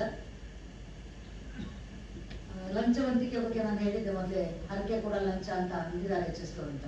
ಅವರು ಲಂಚವಂತಿಕೆ ಬಗ್ಗೆ ಬರೆಯುವಾಗ ಹೇಳ್ತಾರೆ, ಎಲ್ಲ ಉದ್ಯೋಗಗಳಾಗಿ ಲಂಚವಂತಿಕೆ ಒಂದು ಉದ್ಯೋಗ ಅಲ್ಲವೇ ಅಂತ. ಯಾಕೆಂದ್ರೆ ಲಂಚ ಪಡೆದವನು, ನಿಮ್ಗೆ ಗೊತ್ತಿರ್ಬೇಕು, ನಮ್ಮಲ್ಲಿ ಮುಳುಗಡೆ ಆದಾಗ, ಗರುಡ್ ಡ್ಯಾಮ್ ಮುಳುಗಡೆ ಆದಾಗ ಮುಳುಗಡೆಯಾದ ಜಮೀನಿಗೆಲ್ಲ ಕಾಂಪನ್ಸೇಷನ್ ಅಂತ ಕೊಟ್ಟರು ಹಳ್ಳಿಗಳಿಗೆಲ್ಲ. ಆದ್ರೆ ಆ ಹಳ್ಳಿಯ ರೈತರಿಗೆ ಎಷ್ಟು ತಲುಪ್ತು ಅಂದ್ರೆ ಒಂದಷ್ಟು ಪರ್ಸೆಂಟೇಜ್ ಅಂತ ಕೊಡ್ಬೇಕಾಗಿತ್ತು ಮಧ್ಯವರ್ತಿಗಳಿಗೆಲ್ಲ. ಇವರು ಕೂಡ ಲಂಚ ಅಲ್ಲಿ ಹಂಚಿಕೆ ಆಗ್ತಿತ್ತು. ಅದಕ್ಕೆ ಎಚ್.ಎಸ್. ಅಂತಾರೆ, ಲಂಚ ಪಡ್ಕೊಂಡವರು ಒಬ್ಬನೇ ತಿನ್ನುವುದಿಲ್ಲ, ಹಂಚುವ ಕೆಲಸ ಮಾಡ್ತಾನೆ.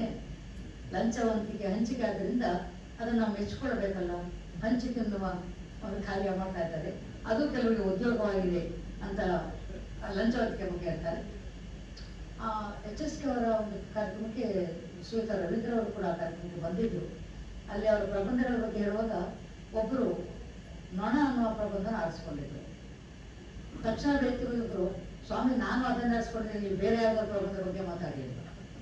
ಇಲ್ಲ ನಾನು ನೊಣದ ಬಗ್ಗೆನೇ ಮಾತಾಡುವಂತ.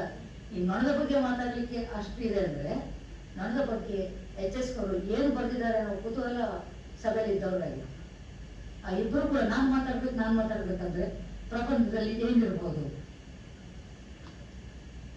ಇಡೀ ನೊಣದ ಕತೆ ಪಂಚತಂತ್ರದ ಕಥೆಗಳಿಗೆ ಸಮನಾದ ಕಥೆಯಾಗಿ ರೂಪುಗೊಂಡಿರುವಂತಹ ಒಂದು ಪ್ರಬಂಧ. ಅಲ್ಲಿ ಇನ್ನೊಂದು ಮಾತಾಡ್ತಾರೆ, ಕೆಲಸ ಇದ್ದದವ್ರು ಏನ್ ಮಾಡ್ತಾ ಇದ್ದಾರೆ ಅಂದ್ರೆ ನೊಣ ಹೊಡಿತಾ ಇದ್ದಾನೆ ಅಂತ. ಅದನ್ನ ಎಚ್.ಎಸ್. ಬಳಸ್ತಾರೆ ಆ ಮಾತನ್ನ. ನೊಣ ಹೊಡೆಯುತ್ತಿದ್ದಾನೆ ಎನ್ನುವುದು ಕೆಲಸವಿಲ್ಲದವರನ್ನ ಸೂಚಿಸ್ಲಿಕ್ಕೆ ಹೇಳುವಂತ ಒಂದು ಮಾತು ಅಂತ ಬಳಸ್ತಾರೆ. ಜೊತೆಗೆ ನೊಣ ಹೊಡೆಯುವುದಲ್ಲ, ನೊಣನ ಯಾಕೆ ಹೊಡಿತಾರೆ, ನಿಜವಾದ ನೊಣ ಹೊಡೆಯೋದು ಯಾಕೆ ಹೊಡಿತಾರೆ, ಅದು ವ್ಯಾಧಿಯನ್ನು ಹರಡುತ್ತೆ. ಅದಕ್ಕೆ ವ್ಯಾಧಿ ಇತರಲ್ಲೂ ಹರಡೋದು. ನೀವು ಯಾವ್ದನ್ನು ನಿರ್ಮೂಲನೆ ಮಾಡಬೇಕು, ವ್ಯಾಧಿಯನ್ನ, ನೊಣವನ್ನಲ್ಲ. ವ್ಯಾಧಿಯನ್ನು ನಿರ್ಮೂಲನೆ ಮಾಡಿ, ನೊಣವನ್ನಲ್ಲ.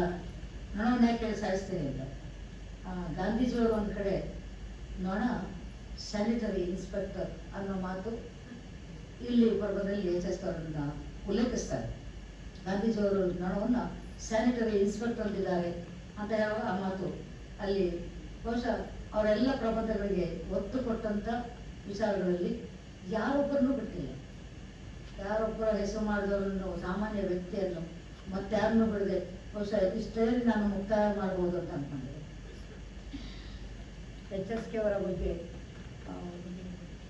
ಸುದೀರ್ಘವಾದ ಭಾಷಣ ಮಾಡಿದಂತಹ ವ್ಯಕ್ತಿಗಳಲ್ಲಿ ದೇಶಕ ಅವರು ಪ್ರಧಾನ್ ಗುರುದತ್ ಅವರು. ಪ್ರಧಾನ್ ಗುರುದತ್ ಅವರು ಎಚ್.ಎಸ್. ಅವರ ಇಡೀ ಚಿತ್ರಣವನ್ನು ನಮ್ಮ ಕಣ್ಣಿಂದ ತೆರೆದಿರುವಂತ ಉಪನ್ಯಾಸಕರು. ಈ ಸಂದರ್ಭದಲ್ಲಿ ನಮಗೆ ನಿಜವಾಗ್ಲೂ ಬೇಸರ ಆಗ್ತಾ ಇದೆ. ಇಷ್ಟೊಂದು ಪ್ರಬಂಧಗಳಲ್ಲಿ ಒಂದು 10-15 ಪ್ರಬಂಧಗಳ ಕುರಿತು ಮಾತ್ರ ಸಂಕ್ಷಿಪ್ತವಾಗಿ ಮುಂದಿಟ್ಟಿದ್ದೇನೆ.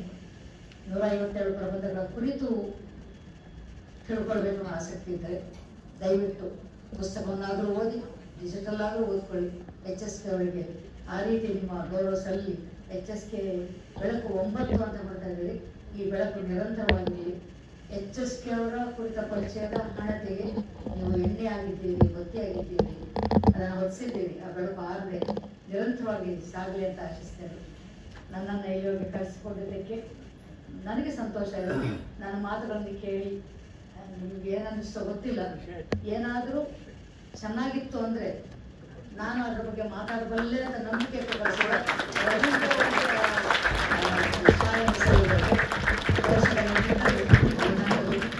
ನನಗೆ ಕೊಟ್ಟ ಅವರಿಗೆ ಎಷ್ಟೊಂದು ಹೇಳ್ಬೋದಷ್ಟು ಹೇಳಲಿಕ್ಕೆ ಪ್ರಯತ್ನ ಪಟ್ಟಿದ್ದೇನೆ ಅಂತ ಮಾತ್ರ ಹೇಳ್ತೇನೆ. HSK ಅವರ ಆಶೀರ್ವಾದ ನನ್ನ ಮೇಲಿದೆ ಅನ್ನೋ ನಂಬಿಕೆಯಿಂದ ಬದುಕ್ತಾ ಇರೋದು ನಾನು. ಸ್ವಲ್ಪ ಆರೋಗ್ಯ ಸರಿ ಇಲ್ಲ ಆದರೂ HSK ಅವ್ರ ಕುರಿತು ನಾನು ಆಗಲ್ಲ ಅಂತ ಹೇಳಿಬಿಟ್ರೆ ರವೀಂದ್ರ ಅವರು ಇನ್ಯಾರಿಗೂ ಆ ಕೆಲಸ ಕೊಟ್ಟು ಬಿಡ್ತಾರಲ್ಲ ಅನ್ನೋ ಸ್ವಾರ್ಥಕ್ಕಾಗಿ ನಾನು ಬಂದೆ ಅಂತ ಒಂದು ಮಾತನ್ನು ಹೇಳ್ಬೋದು. ಇಲ್ಲಿ ಒಂದು ವಿಶೇಷ ಅಂದರೆ ಈ ಕಾರ್ಯಕ್ರಮ 19ನೇ ತಾರೀಕಿಗೆ ನಿಗದಿಯಾಗಿತ್ತು. ಮೊದಲು ಹೇಳಿದಾಗ 19ನೇ ತಾರೀಕು ನಮ್ಮೂರಲ್ಲಿ ಸುಗ್ಗಿ ಹಬ್ಬ, ಕೆಂಚಾಂಬಿಕೆ ಸುಗ್ಗಿ ಹಬ್ಬ. ಅದು ನಮ್ಮನೆಯಲ್ಲೇ ಮಾಡಿಸೋದ್ರಿಂದ ಕೆಂಡ ಹಾಯುವ 9-12 ದಿನಗಳ ಹಬ್ಬ. ಅದು 19ನೇ ತಾರೀಕು ಕೆಂಡ ಹಾಯುವ ಹಬ್ಬ ಇತ್ತು. ನಾನು 2 ದಿವಸಗಳ ಉಪವಾಸ ಮಾಡಿ ಕೆಂಡ ಹಾಯುವ ಪದ್ಧತಿ ಅದು. ಹಾಗಾಗಿ ಅವ್ರು ನನಗೆ ಬರ್ಲಿಕ್ಕೆ ಆಗಲ್ಲ ಸರ್, ಬೇರೆ ಯಾರಾದರೂ ಆರಿಸ್ಕೊಳ್ಳಿ ಅಂತ ಹೇಳಿ ಅವರು ಪ್ರಬಂಧದ ಮೂರು ಸಲ ಕರಡು ಪ್ರತಿ ತಿದ್ದಿರೋದ್ರಿಂದ ಇನ್ಯಾರಿಗೋ ಕೊಟ್ಟು ಹೊಸದಾಗಿ ಓದಿ ಪ್ರಬಂಧ ಮಂಡನೆ ಮಾಡಿದ್ರೆ ಕಷ್ಟವಾಗ್ಬೋದು, ಮೀಟಿಂಗ್ ಮಾಡಿ ಹೇಳ್ತೀನಿ ಮೇಡಮ್ ಅಂದರು. 1-2 ದಿನದಲ್ಲೇ 26ಕ್ಕೆ ಆಗ್ಬೋದು ಅಂದರು. ಖಂಡಿತ ಆಗ್ಬೋದು ಅಂದೆ. ಅಷ್ಟರಲ್ಲಿ ಸ್ವಲ್ಪ ಕಾಲು ಕೈ ಕೊಡ್ತು. ಪದ್ಮಾ ಮತ್ತು ಆನಂದ್, ಪದ್ಮಾ ಆನಂದ್ ಅವರು ನಾವಿದ್ದೀವಿ ನಿಮ್ಮ ಜೊತೆ, ಕರ್ಕೊಂಡೋಗಿ ಕರ್ಕೊಂಡು ಬರೋ ಜವಾಬ್ದಾರಿ ನಮ್ಮದು ಅಂದರು. ಜೊತೆಗೆ ಸವರ್ಣ ಪತ್ರಿಕೆಯ ಪತ್ರಕರ್ತ ನಮ್ಮ ಆತ್ಮೀಯ ರಂಗಣ್ಣ, ನನ್ನ ಅಮ್ಮ ಅಂತ ಕರೆಯುವ ರಂಗಣ್ಣ ಜೊತೆಯಲ್ಲಿದ್ದಾರೆ. ಇವರೆಲ್ಲರಿಗೆ ಕೃತಜ್ಞತೆಗಳ ಮೊದಲು ನಾನು MJR ಅರಸೋರನ್ನ ಸ್ಮರಿಸ್ಕೊಳ್ತೇನೆ. ಈ ಪುಸ್ತಕ ಕರಡು ಪ್ರತಿ ತಿದ್ಲಿಕ್ಕೆ ಅವರು ಅವಕಾಶ ಕೊಟ್ಟು ದೇಶವನ್ನು ಸ್ಮರಿಸ್ಕೊಳ್ತೇನೆ. ಎಲ್ಲರಿಗಿಂತ ಮೊದಲು HSK ಅವರಿಗೆ ನನ್ನ ನಮನಗಳು. ಮತ್ತು ಸಾಹಿತ್ಯ ದಾಸೋಹದಲ್ಲಿ ನನ್ನ ಗುರುತಿಸ್ಕೊಳ್ಳಿಗೆ ಮಾಡಿದ್ದು ಪದ್ಮಾ ಮತ್ತು ಆನಂದ್ ಅವರು. 103 ಯಶಸ್ವಿ ಕಾರ್ಯಕ್ರಮಗಳನ್ನು ನಾವು ಮಾಡಿದ್ದೀವಿ. ಸಾಹಿತ್ಯ ಶತಕ ಅನ್ನುವ ಕೃತಿ ಬಂದಿದೆ. 75ನೇ ತಿಂಗಳಿಗೊಂದು ಆಗಲಿಲ್ಲ. 25ರ ಮತ್ತು 55 ತಿಂಗಳ ಕಾರ್ಯಕ್ರಮದ ಕೃತಿಗಳು ಅವ್ರು ಬಂದಿವೆ. ನಮ್ಮ ಹಿರಿಯರೆಲ್ಲ ಬಂದು ಅದನ್ನು ಯಶಸ್ವಿಯಾಗಿ ಆ ಕಾರ್ಯಕ್ರಮ ನಡೆಸ್ಕೊಟ್ಟಿದ್ದಾರೆ. ಪ್ರಧಾನ ಸಂಪಾದಕಿಯಾಗಿ ನನ್ನನ್ನು ನೇಮಿಸಿಕೊಂಡಿದ್ದು ಪದ್ಮಾವತ ಆನಂದ್ ಅವರು, ಪದ್ಮ ಸಂಪಾದಕರು. ಆ್ಯಕ್ಚುಲಿ ಅವರ ಕಾವ್ಯಗಳಿಗೆ ಸಂಬಂಧಪಟ್ಟದನ್ನು ನಾನು ತಗೊಂಡೆ, ಕಥೆಯದೆಲ್ಲ ಅವ್ರು ತೆಗೆದುಕೊಂಡ್ರು. ತುಂಬ ಅಚ್ಚುಕಟ್ಟಾಗಿ ನಡೆಬರುವಂಥ ದಾಸೋಹ ಕಾರ್ಯಕ್ರಮ. ಇವರು ವಿದೇಶಕ್ಕೆ ಹೋದಾಗಲೂ ಇನ್ನೊಬ್ಬರನ್ನ ವಹಿಸಿಕೊಟ್ಟಿದ್ದ ನಿರಂತರವಾಗಿ ಮಾಡಿಕೊಂಡು ಕೊರೋನಾ ಟೈಮಲ್ಲಿ ಕೂಡ ಪ್ರಬಂಧ ಮಂಡಳಿ ಎಲ್ಲ ಪ್ರಸ್ತುತಿಗಳನ್ನು ಆನ್ಲೈನಲ್ಲಿ ಮಾಡಿಕೊಂಡು ನಿರಂತರವಾಗಿ ನಡೆಸ್ಕೊಂಡು ಬಂದಿದ್ದೀವಿ. ಬೆಂಗಳೂರಿನವರ ಸಹಕಾರ, ಇಲ್ಲಿಂದಲೇ ದಾಸೋಹ ಮೈಸೂರಿಗೆ ಬಂದಿತ್ತು. ಹಾಗಾಗಿ ಮೂಲ ಸಂಸ್ಥೆ ಇರೋದ್ರಿಂದ ಈ ಮೂಲ ಸಂಸ್ಥೆಗೆ ನಮ್ಮೆಲ್ಲರ ದಾಸೋಹಗಳ ಪರವಾಗಿ ಕೃತಜ್ಞತೆ ಹೇಳ್ತೀನಿ. ನನ್ನನ್ನು ಇಲ್ಲಿ ಕಳಿಸಿ ಇಷ್ಟು ಅವಕಾಶ ಮಾಡಿಕೊಟ್ಟು ದಿನಾಂಕವನ್ನು ಬದಲಿಸಿ ನನಗೆ ಅವಕಾಶ ಕೊಟ್ಟದ್ದು ಒಂದು ಹೆಗ್ಗಳಿಕೆ. ಅದು ನನ್ನ ಮೇಲಿನ ನಿಮ್ಮ ಅಭಿಮಾನ ಅನ್ನೋದಕ್ಕಿಂತಲೂ ನಾನು HSK ಮೇಲಿಟ್ಟ ಅಭಿಮಾನಕ್ಕೆ ನಿಮ್ಮ ಅರಿವು ಅಂತ ನಾನು ಅನ್ಕೊಳ್ತೀನಿ. ಮತ್ತೇನೆ ಹೇಳೋದು ಸ್ವಲ್ಪವೇ, ಹೇಳಿದ್ದು ಸ್ವಲ್ಪವೇ, ಹೇಳಿದೆ ಉಳಿದದ್ದೇ ಹೆಚ್ಚು. ಅದನ್ನು ಮತ್ತೊಮ್ಮೆ ಕೃತಿಯನ್ನು ಓದಿ ಆಸ್ವಾದಿಸಿ. ನಾನು ಹೇಳಿದ ಎಲ್ಲ ವಿಚಾರಗಳು ಪ್ರಬಂಧಗಳಲ್ಲಿ ಅಲ್ಲಲ್ಲಿ ಹೆಕ್ಕಿ ತೆಗೆದ ಅಂಶಗಳು. ಇಷ್ಟೊತ್ತು ಎಷ್ಟು ಚೆನ್ನಾಗಿ ನನ್ನ ಸಹಿಸಿಕೊಂಡಿದ್ದಕ್ಕೆ ಕೃತಜ್ಞತೆಗಳೊಂದಿಗೆ ತಲೆಬಾರಿ ನೆನೆಸಿ ನನ್ನ ಮಾತುಗಳಿಗೆ ಧನ್ಯವಾದಗಳು. ನಮ್ಮ ವೇದಿಕೆಯಿಂದ ಗೌರವಾರ್ಪಣೆ ಮಾಡಬೇಕು ಅಂತ ಶ್ರೀಮತಿ ಮಾಲತಿ ಶ್ರೀನಿವಾಸನ್ ಅವರನ್ನು ಕೇಳ್ಕೊತೀನಿ. ವೇದಿಕೆಗೆ ಬರಬೇಕಾಗಿ ವಿನಂತಿ.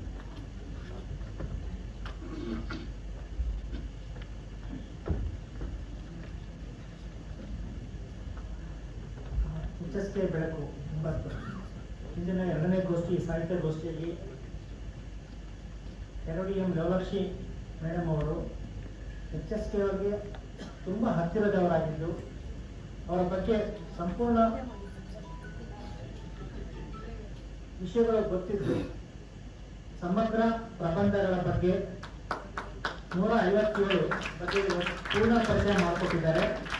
ಹಾಗೆ ಪರಿಚಯ ಮಾಡ್ಕೊಳ್ತಾ ಇರಬೇಕಾದಾಗ ಅದನ್ನು ಅವರು HSK ಅವರ ಬರೆದ ದಾಟಿ ಮತ್ತು ರೀತಿಯನ್ನ ಸೂಕ್ಷ್ಮತೆಗಳನ್ನ ನಮ್ಮಗಳಿಗೆ ತಿಳಿಸಿದ್ದಾರೆ.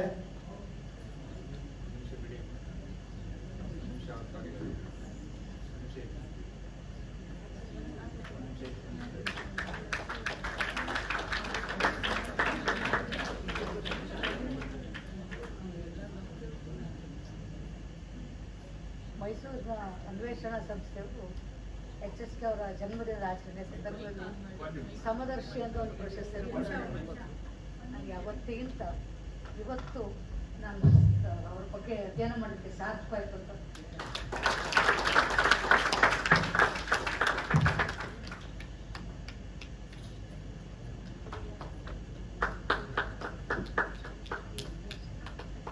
ಇಲ್ಲಿ ನೋಡಿ ಮೇಡಮ್, ಇಲ್ಲಿ